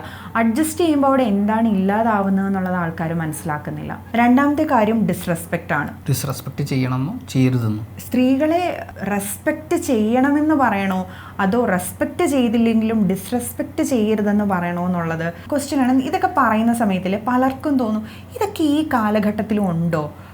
വെറുതെ ഒന്ന് നോക്കിയാൽ മതി, അടുത്ത ആറ്റുകാൽ പൊങ്കാലയുടെ പോസ്റ്റുകൾ മാത്രം നിങ്ങളൊന്ന് എടുത്തു വെച്ച് നോക്കിയാൽ മതി. എന്താണെന്നറിയോ, നമ്മുടെ നാട്ടിൽ റെസ്പെക്റ്റ് ചെയ്യാന്ന് പറഞ്ഞാൽ മറ്റേ കുമ്പിട്ട് വണങ്ങി, ഇതിനെയാണ് നമ്മൾ റെസ്പെക്റ്റ് എന്ന് പറയുന്നത്. ഒരു വ്യക്തിയായിട്ട് അക്സെപ്റ്റ് ചെയ്യുക, അയാളുടെ സ്വാതന്ത്ര്യത്തെ നമ്മൾ ബഹുമാനിക്കുക എന്ന് പറയുന്ന കാര്യമില്ലേ, അത് നമുക്ക് കൂട്ടിയിട്ടില്ല. അപ്പോൾ സ്ത്രീകളെ നിങ്ങൾ റെസ്പെക്റ്റ് ചെയ്യുക എന്ന് പറയുമ്പോൾ പിന്നെ സ്ത്രീകളെന്ന് പറഞ്ഞാൽ നമ്മൾ വണങ്ങണോ എന്ന് പറയുന്ന പോലത്തെ ചിന്തയാണ്. അതുകൊണ്ടാണ് ഈ റെസ്പെക്റ്റ് ചെയ്യണം അതോ ഡിസ്റെസ്പെക്റ്റ് ചെയ്യാതിരിക്കണം എന്ന് പറയുന്ന ആ പോയിന്റിൽ ഒരു കൺഫ്യൂഷൻ വരുന്നത്. അല്ല, പലർക്കും ഇത് മനസ്സിലാകില്ല. ഞങ്ങൾ നിങ്ങളെ ഡിസ്റെസ്പെക്റ്റ് ചെയ്തോ, അതെങ്ങനെ എന്നാണ് ചോദിക്കുന്നത്. അവിടെയാണ് നമ്മൾ പറയുന്നത് നിങ്ങൾ സ്ത്രീകളെ വ്യക്തികളായി കാണാൻ ആദ്യം പഠിക്കണം. എങ്കിൽ മാത്രമാണ് നിങ്ങൾക്ക്, അല്ലെങ്കിൽ ഇത് നിങ്ങളോടാണ് ഒരാൾ ഇങ്ങനെ ബിഹേവ് ചെയ്യുന്നതെങ്കിൽ നിങ്ങൾക്ക് അതെങ്ങനെ തോന്നും എന്നൊക്കെ നമ്മൾ ചിന്തിക്കണം. അതാണ് നമ്മൾ ഈ ചിന്തിച്ച് പ്രവർത്തിച്ചാൽ മാത്രമേ നമുക്കിത് മനസ്സിലാക്കാൻ സാധിക്കുകയുള്ളൂ. നമ്മൾ പറയില്ലേ, ഇപ്പോഴത്തെ കാലത്തിലെ സ്ത്രീകളെ ഡീൽ ചെയ്യാൻ പുരുഷന്മാർ പ്രിപ്പയർ ആയിട്ടില്ല എന്ന് പറയുന്നത്, പണ്ടത്തെ കാലത്തെ സ്ത്രീകൾക്ക് അവർക്കൊരു വാല്യൂ ഉണ്ടെന്നോ അതെന്താണെന്നോ ഒന്നും അവർക്ക് അറിയില്ലായിരുന്നു. അതുകൊണ്ട് തന്നെ അവരോട് എത്ര മോശമായി പെരുമാറിയാലും ഈ പറയുന്ന പോലെ ഒരു ഗ്ലോറിഫിക്കേഷൻ സൈഡോ അല്ലെങ്കിൽ ഇനി അതും വേണ്ട, ഇതൊക്കെ ഞങ്ങൾ സഹിക്കാൻ ബാധ്യസ്ഥരാണ് എന്ന് പറയുന്നൊരു മെൻറ്റാലിറ്റിയിലാണ് അവർ ജീവിച്ചു വന്നിരുന്നത്. ഈ അടുത്ത് നമ്മൾ ഈ റോഡിലൊക്കെ പോയിട്ട് ഓരോരുത്തരുടെ അടുത്ത് മൈക്ക് കൊടുത്തിട്ട് അഭിപ്രായം ചോദിക്കില്ലേ, അപ്പോൾ 2-3 ആൻറ്റിമാരാണ് അവരുടെ അടുത്ത് ഇങ്ങനെ ചോദിക്കുന്ന സമയത്ത് അവർ പറയുന്നത് ഇപ്പോഴത്തെ കാലത്തെ പെൺകുട്ടികൾക്കൊന്നും ഒരു ക്ഷമയില്ല, എന്തെങ്കിലുമൊക്കെ പറയുമ്പോൾ അവർക്ക് ഭയങ്കര പ്രശ്നം, ഇത്രയൊക്കെ പ്രശ്നമാക്കേണ്ടതുണ്ടോ, അതുകൊണ്ടാണ് ഇവിടുത്തെ കുടുംബജീവിതങ്ങളൊന്നും മുന്നോട്ട് പോകാത്തതെന്ന് പറയുമ്പോൾ ഇപ്പോഴത്തെ കാലത്തെ പെൺകുട്ടികൾക്ക് അവരുടെ വാല്യൂ മനസ്സിലാകുന്നുണ്ട്. ഈ റെസ്പെക്റ്റ് എന്ന് പറയുന്നത് റെസ്പെക്റ്റീവ് ഓഫ് ജെൻഡർ ലഭിക്കേണ്ട കാര്യമാണെന്ന് അവർക്ക് മനസ്സിലാകുന്നത് കൊണ്ട് അങ്ങനെ ഒരു റെസ്പെക്റ്റ് കിട്ടാത്തടത്ത് അവർ നിൽക്കില്ല. പക്ഷേ അതിനുവേണ്ടി വാദിക്കുന്നവരെ നമ്മൾ നല്ല സ്ത്രീകളായി കൂട്ടില്ല. ഡിസ്റെസ്പെക്റ്റ് വന്നു കഴിഞ്ഞാലും സഹിച്ച് കഷ്ടപ്പെട്ട് നിൽക്കണം, അപ്പോഴാണ് നല്ല സ്ത്രീ എന്ന് പറയുന്ന ഒരു പോയിന്റ് കിട്ടുള്ളൂ. ഈ തപ്പഡ് എന്ന് പറയുന്ന മൂവി 2020 റിലീസാവുന്നത് എന്നാണ് എൻ്റെ ഒരു ഓർമ്മ. ആ സിനിമ റിലീസായ സമയത്ത് ഭർത്താവ് ഭാര്യയെ തല്ലിയതിൻ്റെ പേരിൽ ഡിവോഴ്സിന് പോകുന്ന ഭാര്യയാണ് കാണുന്നത്. ആ സമയത്ത് ഒരുപാട് സ്ത്രീകൾ ആ സിനിമയ്ക്കെതിരെ സംസാരിക്കുന്നത് ഞാൻ കേട്ടിട്ടുണ്ട്. ഇങ്ങനെയൊക്കെയാണ് ഒരു കുടുംബജീവിതം, ഒന്ന് തല്ലി എന്നൊക്കെ പറഞ്ഞിട്ട് ഡിവോഴ്സ് ഒക്കെ ചോദിക്കേണ്ട കാര്യമുണ്ടോ എന്നൊക്കെ കേട്ടിട്ടുണ്ട്. ഭാര്യയാണെങ്കിൽ ഭർത്താവ് ഒന്ന് തല്ലി എന്നൊക്കെ ഇരിക്കും, അതിനിപ്പോൾ ഇത്ര പ്രശ്നമാക്കാൻ എന്താണ്? തല്ല് ഏത് വഴിക്ക് വരുമെന്ന് പറയാൻ പറ്റില്ല. മകളാണെ അച്ഛനൊന്നും തല്ലിന്നിരിക്കും, ചേട്ടനൊന്നും തല്ലിന്നിരിക്കും, ഭർത്താവ് ഒന്ന് തല്ലിന്നിരിക്കും. ഈ പ്രായമാകുമ്പോൾ മക്കളല്ലേ അവർ 2 തല്ലിന്നിരിക്കും എന്ന് പറയുമെന്ന് അറിയില്ല. എന്തായാലും തല്ല് ഏത് വഴിക്ക് വരുമെന്ന് പറയാൻ പറ്റില്ല. 3 ബൗണ്ടറീസ് സെറ്റ് ചെയ്യുക എന്നുള്ളതാണ്. അതിനകത്തേക്ക് മറ്റൊരാൾ കയറി വന്ന് അതിനകത്ത് ഇടപെടുക, അതും നമ്മൾ കൂടുതൽ ഫേസ് ചെയ്യേണ്ടി വരുന്നത് നമ്മൾ സ്ത്രീകളായതുകൊണ്ടാണ്. സ്ത്രീകൾക്ക് അങ്ങനെ ഒരു ബൗണ്ടറി ഒന്നും സെറ്റ് ചെയ്യാൻ സ്ത്രീകൾ സ്വന്തമായി സെറ്റ് ചെയ്യേണ്ട. നമ്മൾ പുരുഷന്മാർ സെറ്റ് ചെയ്ത് വെച്ചിട്ടുണ്ട്. ഫോർ എക്സാമ്പിൾ 6 മണിക്ക് ശേഷം പുറത്തിറങ്ങണ്ട, അതൊരു ബൗണ്ടറി ആണല്ലോ. മോഡേൺ ഡ്രസ്സ് ഇട്ട് പുറത്തിറങ്ങണ്ട, അതൊക്കെ ബൗണ്ടറിയാണ്. അങ്ങനെ കുറച്ച് ബൗണ്ടറീസ് അവർ സെറ്റ് ചെയ്ത് നമുക്ക് തന്നിട്ടുണ്ട്. അതിനുള്ളിൽ വേണം നമ്മൾ നിൽക്കാൻ. നമ്മളായിട്ട് നമുക്കൊരു ബൗണ്ടറി സെറ്റ് ചെയ്ത് കഴിഞ്ഞാൽ അത് ഭയങ്കര കുഴപ്പമാണ്. അതായത് ഇത് ഞങ്ങളുടെ കാര്യത്തിൽ നിങ്ങൾ ഇടപെടേണ്ട, ഞങ്ങൾക്ക് സ്വന്തമായി ചിന്തിക്കാൻ അറിയാം, അതനുസരിച്ച് പ്രവർത്തിക്കാൻ അറിയാം, തീരുമാനങ്ങൾ എടുക്കാൻ അറിയാമെന്ന് നമ്മൾ പറഞ്ഞു കഴിയുമ്പോൾ അത് ഭയങ്കര പ്രശ്നമായിട്ട് മാറാറുണ്ട്. പിന്നൊന്ന് നമ്മൾ സ്വാർത്ഥരാവുക എന്നുള്ളതാണ്. നമ്മുടെ നാട്ടിൽ ഇപ്പോഴും ആൾക്കാർക്ക് സ്വാർത്ഥരാവുക എന്ന് പറഞ്ഞാൽ എന്തോ ഒരു നെഗറ്റീവ് സെൻസ് അടിക്കും. അവൾ ഭയങ്കര സ്വാർത്ഥയാണ് എന്ന് പറയും. ഞാൻ ഈ കഴിഞ്ഞ ദിവസം ഒരു മാട്രിമോണിയൽ സൈറ്റ് ഉണ്ടല്ലോ, അതായത് ഈ ജാതിമത ഭേദമൊന്നുമില്ലാതെ ആൾക്കാർ അങ്ങോട്ടും ഇങ്ങോട്ടും വധുവിനെയും വരനെയും അന്വേഷിക്കുന്ന ഒരു സൈറ്റല്ല, എൻ്റെ ഫേസ്ബുക്ക് പേജാണ്. ഞാനത് നോക്കിയ സമയത്ത് ഒരു വ്യക്തി അതിനകത്ത് പോസ്റ്റ് ഇട്ടിരിക്കുന്നത് സ്വാർത്ഥ താല്പര്യങ്ങളൊന്നുമില്ലാത്ത കുടുംബത്തിന് മുൻഗണന നൽകുന്ന ഒരു പെൺകുട്ടിയായിരിക്കണമെന്ന്. അപ്പം ഞാൻ വിചാരിച്ചു, ഈ സ്വാർത്ഥ താല്പര്യങ്ങൾ എന്നൊക്കെ പറയുന്നത് കുടുംബത്തിന് മുൻഗണന നൽകണമെങ്കിൽ നമ്മൾ സ്വാർത്ഥ താല്പര്യമുള്ളവരായിരിക്കരുത്. അങ്ങനെ ഒരു നിസ്വാർത്ഥ സേവനം എന്നൊക്കെ നമ്മൾ കേട്ടിട്ടില്ല. അതാണ് ഒരു സ്ത്രീയിൽ നിന്നും എല്ലാവരും എക്സ്പെക്ട് ചെയ്യുന്നത്. നമ്മൾ മറ്റേ കൊറോണ സമയത്തൊക്കെ ഫേമസ് ആയിട്ടുണ്ടായിരുന്ന ഒരു പോസ്റ്റ് ഉണ്ടായിരുന്നല്ലോ, അതായത് മറ്റേ ഓക്സിജൻ സിലിണ്ടർ കയ്യിൽ പിടിച്ചിട്ട് ചപ്പാത്തി വരുത്തുന്ന അമ്മ. അതാണ് ഇപ്പോഴും സ്ത്രീകളിൽ നിന്ന് ആൾക്കാർ എക്സ്പെക്ട് ചെയ്യുന്നത്. നമ്മൾ അവനവനെ പ്രയോറിറ്റൈസ് ചെയ്യണം. അവനവൻ്റെ നീഡ്സ് ഉണ്ട്, അവനവൻ്റെ മൂഡ്സ്, അതിൻ്റെ ഡിഫറൻസുകളുണ്ട്. അതിനനുസരിച്ച് ഞാനിപ്പോൾ ഇന്ന് ഇങ്ങനെയാണ്, എനിക്ക് ഇങ്ങനെയാണ് വേണ്ടത് എന്ന് ആവശ്യപ്പെടാൻ പറ്റണം. പക്ഷെ സ്ത്രീകൾ അങ്ങനെ ആവശ്യപ്പെട്ട് കഴിഞ്ഞാൽ പോയി. അവൾ ഒരിക്കലും അവളെ പ്രയോറിറ്റൈസ് ചെയ്യാൻ പാടില്ല. അവളെന്ന് പറയുന്നത് ഏറ്റവും ലാസ്റ്റ് ഓപ്ഷൻ. ഇപ്പോൾ നമ്മളൊരു വീട്ടിലേക്ക് കേക്കും കൊണ്ട് ചെന്ന് കഴിഞ്ഞാൽ, കഴിഞ്ഞ ദിവസം കണ്ടതാണ്, ഒരു കൊച്ചു കുട്ടിയാണ്. ആ കുഞ്ഞിനെ ഇങ്ങനെ ട്രെയിൻ ചെയ്യിപ്പിക്കില്ലെന്ന് എനിക്ക് പറയണമെന്ന് തോന്നി. അവൾക്ക് കിട്ടിയിട്ടുള്ള കേക്ക് അവൾ ഓടി നടന്ന് ആ വീട്ടിലുള്ള എല്ലാവർക്കും കൊടുത്തു കഴിഞ്ഞാൽ മിച്ചം ഉണ്ടായിട്ടേ അവൾ കഴിക്കുള്ളൂ, അല്ലാതെ അവൾ കഴിക്കില്ല. അതായത് അവളെ പ്രയോറിറ്റൈസ് ചെയ്യുന്നില്ല, ബാക്കിയുള്ളവരുടെ ഒക്കെ സന്തോഷമാണ്. അങ്ങനെ ആയിരിക്കണം ഒരു സ്ത്രീ മരണം വരെ ജീവിക്കേണ്ടതെന്ന് പറയുന്ന ഒരു കൺസെപ്റ്റാണ്. മുന്നിലിരിക്കാൻ പാടില്ല, ഉറക്കച്ചിരിക്കാൻ പാടില്ല, കാലും കയറ്റി വെച്ചിരിക്കാൻ പാടില്ല. കാരണം ഇങ്ങനെയൊക്കെ ചെയ്യുമ്പോൾ മറ്റേ ആൾക്ക് വിഷമമായാലോ എന്ന് പറഞ്ഞ് അവനവൻ്റെ ഇൻട്രസ്റ്റുകൾക്ക് ലാസ്റ്റ് പ്രയോറിറ്റി കൊടുക്കുക. Then you will be the best lady of the year. പിന്നുള്ളത് വാലിഡേഷൻ എന്ന് പറയുന്നൊരു പോയിൻ്റാണ്. നമ്മളെപ്പോഴും ഈ നല്ല കുട്ടിയായിട്ടിരിക്കുക, അതായത് ഈ നല്ല കുട്ടിയായിട്ടിരിക്കുക എന്ന് പറഞ്ഞു പഠിപ്പിച്ച് മോശം കുട്ടികളായവരാണ് നമ്മളൊക്കെ. മനസ്സിലായോ എന്ന് എനിക്കറിയില്ല. അതായത് ഇങ്ങനെ ആണെങ്കിലാണ് നിങ്ങൾ നല്ല കുട്ടികളാവുക, ഇങ്ങനെ ചെയ്താൽ പോയി, മോശമായിപ്പോയി. എതിർത്ത് സംസാരിക്കാൻ പാടില്ല. ഉണ്ണി ഇപ്പോൾ പറഞ്ഞ പോലെ നമ്മൾ ഇരിക്കുന്നതിന്, നമ്മൾ ഡ്രസ്സ് ചെയ്യുന്നതിന്, നമ്മുടെ സംസാരത്തിൻ്റെ ടോണൊക്കെ, എനിക്കറിയില്ല ഈ ടോണൊക്കെ ഇവരെങ്ങനെ സെറ്റ് ചെയ്യുന്നുള്ളത്. ഒത്തിരി പോയി കഴിഞ്ഞാൽ പോയി.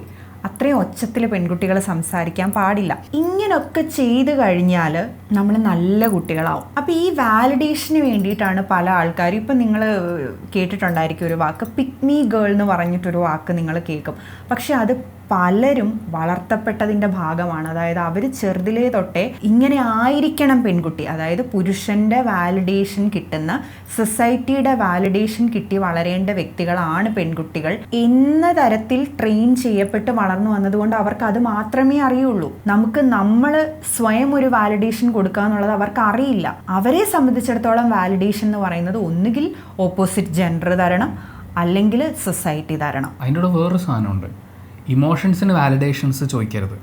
അതായത് ഒരു പെൺകുട്ടി അവളുടെ ഇമോഷൻസ് പ്രകടിപ്പിച്ചു കഴിയുമ്പോൾ അത് ഓവർ റിയാക്റ്റ് ആണ്. ഒരു ശാരീരികാവസ്ഥ പറഞ്ഞു കഴിഞ്ഞാൽ ആവശ്യമില്ലാത്ത തോന്നലാണ്. പീരീഡ്സിൻ്റെ മൂഡ് സ്വിങ്സ് പറഞ്ഞു കഴിഞ്ഞാൽ അത് എന്തെങ്കിലും കാര്യം നേടാനുള്ള ഒരു ടെക്നിക്കാണ്. അതിനൊന്നും നിങ്ങൾ വാലിഡേഷൻ ചോദിക്കരുത്. ബാക്കി നിങ്ങളുടെ ഡ്രസ്സിങ്ങിന്, നിങ്ങളുടെ സ്വഭാവത്തിന്, അതിനൊക്കെ സൊസൈറ്റി ഒരു വാലിഡേഷൻ തരും. ആ വാലിഡേഷൻ നിങ്ങൾ സ്വീകരിച്ചിരിക്കണം, എന്നാലേ നിങ്ങൾ നല്ല പെൺകുട്ടിയാവുള്ളൂ. ഞാൻ ഈ പിക്മി ഗേൾ എന്നൊക്കെ പറയുമ്പോൾ നമ്മുടെ പ്രിയങ്ക ചേച്ചിനെ ഒന്നും അതിനകത്ത് ഉൾപ്പെടുത്തിയിട്ടില്ല കേട്ടോ. ചേച്ചി കഴിഞ്ഞ ദിവസം ഒരു സ്റ്റേറ്റ്മെൻറ്റ് പറയുന്നത് കേട്ടു, സാരി ഉടുത്തിട്ട് അതിൻ്റെ സൈഡിൽ കൂടെ ലേശം വയറ് കാണാൻ ആഗ്രഹിക്കുന്ന ആൺകുട്ടികളല്ലേ നാട്ടിലുള്ള എല്ലാവരും. അത്തരത്തിലുള്ള എക്സ്ട്രീം പിക്മി ഗേൾ സിൻഡ്രോമിനെ കുറിച്ചൊന്നും നമ്മളിവിടെ മെൻഷൻ ചെയ്യുന്നില്ല. ഞാൻ അല്ലാത്ത തരത്തിൽ നമ്മൾ നേരത്തെ പേടിയാൽ വളർത്തപ്പെട്ടു എന്ന് പറയുന്ന പോലെ ഇത്തരത്തിൽ വാലിഡേഷന് വേണ്ടിയിട്ട് ട്രെയിൻ ചെയ്യപ്പെട്ടിട്ടുള്ള സ്ത്രീകളുടെ കാര്യമാണ് പറഞ്ഞത്. പിന്നൊന്ന്, നമ്മൾ നിശബ്ദരായിരിക്കാൻ വിമുഖത കാണിച്ചാലുള്ളൊരു പ്രശ്നമാണ്. നിങ്ങൾ എത്ര പേര് കേട്ടിട്ടുണ്ടെന്ന് എനിക്കറിയില്ല, ഞാൻ പല സ്ഥലത്തു നിന്നും കേട്ടിട്ടുണ്ട്, ഒരു വീടായി കഴിഞ്ഞാൽ പെൺകുട്ടികളുടെ ഒച്ച വീടിന് പുറത്ത് കേൾക്കാൻ പാടില്ല എന്ന് പറയും. ഈ വീട്ടിലൊരു പെൺകുട്ടി ഉണ്ടെന്ന് പുറത്ത് ആര് വന്നാലും മനസ്സിലാകാൻ പാടില്ല. അത് നമ്മൾ നടക്കുമ്പോഴുള്ള സൗണ്ട് തൊട്ട് നമ്മൾ സംസാരിക്കുമ്പോൾ ഉള്ള സൗണ്ട് വരെ അതിനകത്ത് വരും. ഇതിൻ്റെ അങ്ങേ അറ്റം എന്ന് പറയുന്നത് നമ്മുടെയൊക്കെ ഉള്ള ഒപ്പീനിയൻ ഇല്ലേ, നമ്മളുടെ ഒപ്പീനിയൻ, നമ്മളുടെ ഇഷ്ടങ്ങൾ, നമ്മുടെ സ്വപ്നങ്ങൾ, ഇതൊന്നും നമ്മൾ പറയാൻ പാടില്ല. കാരണം പെൺകുട്ടി എന്ന് പറഞ്ഞാൽ ഇതൊന്നും ഇല്ലാത്ത വ്യക്തികളാണല്ലോ. അപ്പം ഇല്ലാത്ത കാര്യങ്ങൾ നമ്മൾ പറഞ്ഞുണ്ടാക്കാനും പാടില്ലല്ലോ, അത് തെറ്റല്ലേ. അപ്പോൾ ഇത്തരത്തിലാണ് ഈ സൗണ്ട് എന്ന് പറയുന്നത്. ഞാനൊക്കെ ഒരുപാട് കേട്ടിട്ടുള്ളൊരു കാര്യമാണ്.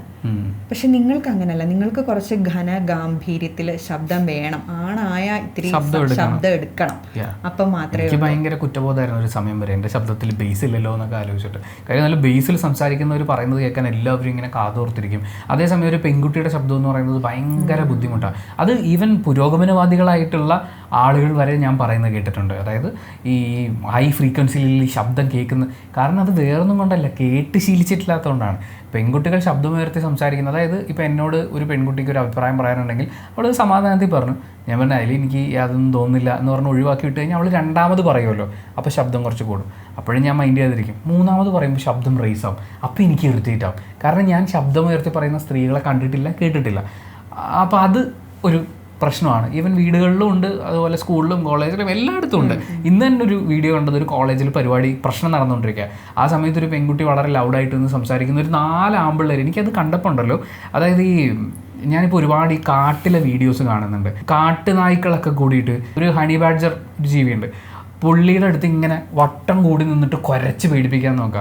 ഹണി ബാഡ്ജർ ഇങ്ങനെ നിൽക്കും, നീ എന്നെ എന്താ ചെയ്യുന്നതെന്ന് നോക്കിയിട്ട്. കാര്യം അതിന് അത്രയും നല്ല തിക്കായിട്ടുള്ള തൊലിയൊക്കെ ഉള്ളതുകൊണ്ട് അത് നല്ല സ്ട്രോങ് ആയിട്ട് നിൽക്കുകയും ഈ പട്ടികളെല്ലാം കൂടി ചുറ്റും നിന്ന് ബഹളം വെക്കുകയും. എനിക്ക് അങ്ങനെയാണ് ഫീൽ ചെയ്തത്. നിങ്ങൾ എന്തിനാണ് ഒരാൾ ശബ്ദം ഉയർത്തി സംസാരിക്കുമ്പോൾ കേൾക്കുക, അതിനുശേഷം സംസാരിക്കുക. പക്ഷേ ഒരു പെൺകുട്ടിയാണെന്നുണ്ടെങ്കിൽ എല്ലാവരും കൂടി വട്ടം വരും, അതിനേക്കാൾ ഉച്ചത്തിൽ ശബ്ദം ഉണ്ടാക്കാൻ നോക്കും. ഇതൊക്കെ ഇതിൻ്റെ ഓരോ വേരിയേഷൻസ് ആണ്. വീടുകളിൽ നിന്ന് തുടങ്ങുന്നു, കോളേജും സ്കൂളും ഓഫീസും എല്ലായിടത്തും ഉണ്ട്. എല്ലായിടത്തും സ്ത്രീയുടെ ശബ്ദം താണിരിക്കണം. അങ്ങനെയാണെങ്കിൽ നിങ്ങളൊരു നല്ല സ്ത്രീയാണ്. പക്ഷെ ശബ്ദമുയർത്തി നീ അഭിപ്രായം പറഞ്ഞാൽ പോയി. ഇതിൽ ഈ ഭീഷണി എന്ന് പറയുന്നത് ഒരു പാർട്ടാട്ടോ. നമ്മൾ ഈ ആണുങ്ങളുടെ സംസാരത്തിൻ്റെ കാര്യം പറഞ്ഞ സമയത്ത് നമ്മളിപ്പോൾ എന്തെങ്കിലും ഒരു സ്ത്രീകൾ ഒരു കാര്യം ചെയ്യാനാണെങ്കിൽ ഫസ്റ്റ് നമ്മുടെ അടുത്ത് പറയാൻ നിന്നെ കൊണ്ട് ചെയ്യാൻ പറ്റില്ല എന്ന് പറയും.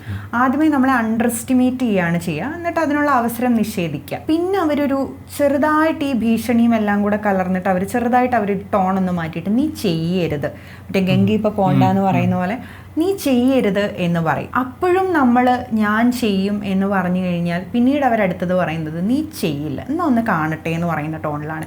ഇതിൽ മാക്സിമം ഇതുവരെ ഇത് പുരുഷന്മാർ എത്രത്തോളം ഒച്ച ഉയർത്തുന്നോ അവിടെ സ്ത്രീ നിശബ്ദ ആയിക്കോണം എന്ന് പറയുന്ന ഒരു പോയിന്റ് ഉണ്ട്. അത് ഞാൻ ഇത് പറയുമ്പോൾ ഞാൻ വീണ്ടും പറയുന്നത്, ഇത് കേൾക്കുമ്പോൾ ഒരുപാട് പുരുഷന്മാർക്ക് എന്നോട് ദേഷ്യം തോന്നും, തർക്കിക്കാനും ഒക്കെ തോന്നും. പക്ഷെ നിങ്ങൾ മനസ്സിലാക്കേണ്ടത് ഇത് ഇവിടുത്തെ ഒരു സിസ്റ്റത്തിൻ്റെ പ്രശ്നമാണ് നമ്മൾ പറയുന്നത്. നമ്മളിതൊരിക്കലും മറ്റേ ചൊവ്വയിലോ ബുധനിലോ ഒന്നും പോയി ഗവേഷണം നടത്തി കണ്ടുപിടിച്ച കാര്യങ്ങളല്ല ഞാനിവിടെ സംസാരിക്കുന്നത്.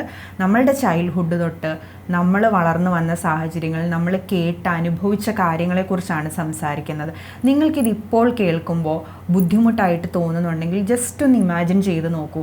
ഇത് കടന്നു വളർന്നു വന്ന, ഇപ്പോഴും പല സ്ഥലങ്ങളിൽ നിന്നും ഇത് കേൾക്കേണ്ടി വരുന്ന സ്ത്രീകൾ അനുഭവിക്കുന്ന പ്രശ്നങ്ങളെക്കുറിച്ചൊന്ന് നിങ്ങളൊന്ന് ആ ഒരു എമ്പതിയോടുകൂടി നിങ്ങളൊന്ന് മനസ്സിലാക്കാൻ ശ്രമിച്ചു നോക്കൂ. അപ്പോൾ നിങ്ങൾക്ക് മനസ്സിലാക്കും. ഇതിനർത്ഥം ഞാൻ നേരത്തെ പറഞ്ഞ പോലെ പുരുഷന്മാർ ഇവിടെ ഒരു പ്രശ്നവും അനുഭവിക്കുന്നില്ല എന്നല്ല.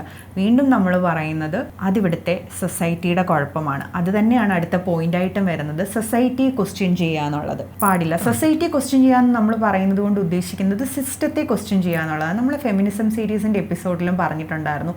നമ്മൾ ഈ കൾച്ചർ എന്ന് പറഞ്ഞ് സേവ് ചെയ്ത് ഇവിടെ വെച്ചിരിക്കുന്നത് പലതും അല്ലെങ്കിൽ മൊത്തത്തിൽ സ്ത്രീകൾക്കുള്ള നീതി നിഷേധങ്ങളെയാണ് നമ്മൾ ഈ ഒരു കൂട്ടം ഈ പറയുന്ന പോലെ കൾച്ചർ. ഈ അടുത്തും മറ്റേ സ്ക്രീൻഷോട്ട് ഞാൻ കണ്ടിരുന്നു. എന്തോ ഒരു പോസ്റ്റ് വന്നതിൻ്റെ താഴെ സതിയൊക്കെ നല്ല ആചാരമായിരുന്നു, അത്രയും നല്ല പാതിവൃത്യമുള്ള പെൺകുട്ടികളൊക്കെ ഉണ്ടായിരുന്ന കാലത്താണ് അങ്ങനെയുള്ള ആചാരങ്ങളൊക്കെ ഉണ്ടായിരുന്നത്. ഇപ്പോഴത്തെ കാലത്തെ പെൺകുട്ടികൾക്ക് അതിനെക്കുറിച്ചൊന്നും പറഞ്ഞാൽ മനസ്സിലാകില്ല എന്ന് തുടങ്ങിയ സംസാരങ്ങൾ നമ്മൾ ഇപ്പോഴും കേൾക്കുന്നുണ്ട്. ഇന്നലെ ഒരു പോസ്റ്റിൽ കണ്ടു, ഇസ്ലാം സമുദായത്തിൽ നിന്നിട്ടുള്ളൊരു പെൺകുട്ടിയാണ്.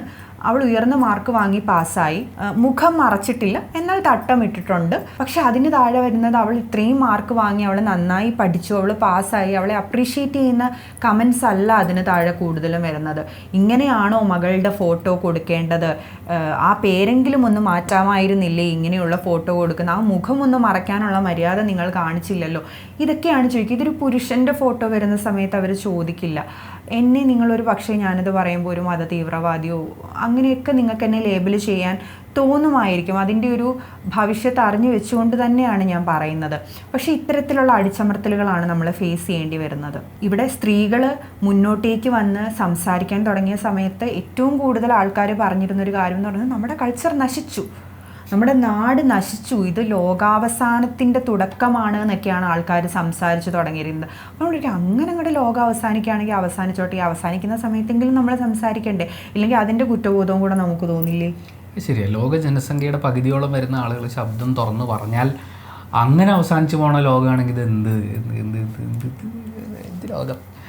പിന്നെ ഈ പെൺകുട്ടികൾ ശബ്ദം ഉണ്ടാക്കിയിട്ട് വേണമെന്ന് അവസാനിക്കാമെന്ന് കാത്തിരിക്കുന്ന ലോകം, അല്ലെങ്കിൽ ഈ ലോകം അവസാനിപ്പിക്കാൻ വേണ്ടി കാത്തിരിക്കുന്ന മോളിലിരിക്കുന്ന പുള്ളി ഉണ്ടെങ്കിൽ അതെന്തൊരു ദുരന്തമാണത്. അയ്യേ അങ്ങനെയൊക്കെ ചിന്തിക്കുമ്പോണ്ട് ഭയങ്കര മോശമായിപ്പോയി. ചാനലിൻ്റെ ബാൻ വരുവോടെ ഇല്ല. നമ്മുടെ ഈ 10 പോയിന്റുകളിലേക്ക് തിരിച്ചു വരികയാണെങ്കിൽ അതിൽ 9ാമത്തെ പോയിന്റ് എന്ന് പറയുന്നത് ഈ ബാക്കിയുള്ളവരെ പ്ലീസ് ചെയ്യുക എന്നുള്ളതാണ് നമ്മളുടെ പീസിനെക്കാട്ടിൽ ഇമ്പോർട്ടൻ്റ് എന്ന് പറയുന്നൊരു പോയിന്റ് ഉണ്ട്. അതായത് ഈ സമാധാനം എന്നൊക്കെ പറയുന്നത് വിധിച്ചിട്ടില്ല. അത് ആലോചിക്കുമ്പോൾ കുറച്ച് ബുദ്ധിമുട്ടുള്ള കാര്യമാണ്. ഈ സമാധാനം എന്നുള്ളത് എത്ര ആൾക്കാർ അറിഞ്ഞിട്ടുണ്ട്? നമ്മൾ പറയില്ലേ ഒന്ന് സമാധാനമായിട്ട് കിടന്നുറങ്ങാൻ പറ്റണം എന്ന് പറയുന്ന ഒരു കാര്യത്തിൽ നമ്മൾ പറയും നമ്മൾക്ക് നല്ല ആരോഗ്യം വേണം, നമുക്ക് അത്യാവശ്യം സേവിങ്സ് ഒന്നും ഇല്ലെങ്കിലും വലിയ കടങ്ങളൊന്നും ഇല്ലാതാവണം എന്നൊക്കെ പറയുന്ന അടിസ്ഥാനപരമായ കാര്യങ്ങളൊക്കെ നമ്മൾ പറയും. പക്ഷേ നിങ്ങൾ ആർക്ക് വേണ്ടിയിട്ടാണ് ജീവിക്കുന്നത്? നിങ്ങൾ എപ്പോഴെങ്കിലും നിങ്ങളുടെ ലൈഫിൽ നിങ്ങൾക്ക് വേണ്ടി ജീവിച്ചിട്ടുണ്ടോ?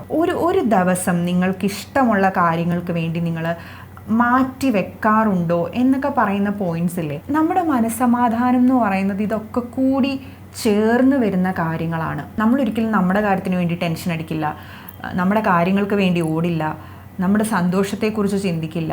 നിങ്ങൾ മിനിമം നിങ്ങൾക്ക് ഇഷ്ടപ്പെട്ട കളർ ഏതാണെന്നറിയണം, നിങ്ങൾക്ക് ഏത് സ്ഥലത്ത് പോയിരിക്കുമ്പോഴാണ് സന്തോഷം കിട്ടുന്നതെന്ന് അറിയണം, നിങ്ങൾക്ക് എങ്ങനെയുള്ള മനുഷ്യന്മാരോടൊപ്പം ഇരിക്കാനാണ് ഇഷ്ടമെന്നറിയണം, നിങ്ങൾക്ക് എന്തെങ്കിലുമൊക്കെ കഴിവുകളുണ്ടെങ്കിൽ അത് തിരിച്ചറിയണം. അങ്ങനെ ഒരുപാട് കാര്യങ്ങൾ. നമ്മൾ ഈ മനസ്സമാധാനം എന്ന് പറയുന്നത് ബാക്കിയുള്ളവരുടെ മനസ്സിൻ്റെ സമാധാനമല്ല, നമ്മൾ കാരണം അവർക്ക് കിട്ടുന്ന മനസ്സമാധാനം അല്ല, നമ്മൾ കാരണം നമ്മുടെ മനസ്സിന് കിട്ടുന്ന സമാധാനത്തെക്കുറിച്ചാണ് നമ്മൾ സംസാരിക്കുന്നത്. നിങ്ങൾ ഓടി നടന്ന് ജോലി എടുക്കുമായിരിക്കും, അത് കാരണം ബാക്കിയുള്ള ഒരുപാട് മനുഷ്യന്മാർക്ക് അത് കാരണം സന്തോഷം കിട്ടും, സമാധാനം കിട്ടും.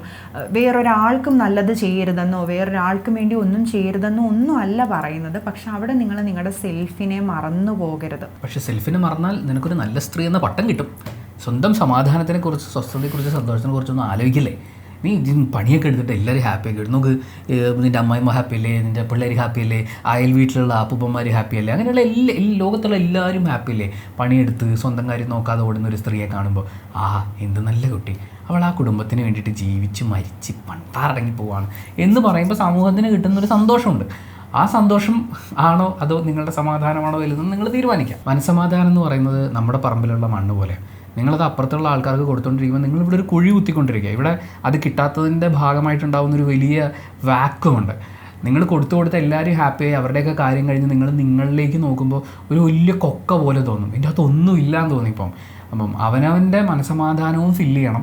അത് കഴിഞ്ഞിട്ട് ആവശ്യത്തിന് കുറച്ച് വളക്കൂറുള്ള മണ്ണ് അപ്പുറമൊക്കെ കൊടുക്കുന്നതിൽ തെറ്റൊന്നുമില്ല. സന്തോഷവും സമാധാനം എല്ലാവർക്കും വീതം വെച്ച് കൊടുക്കാം.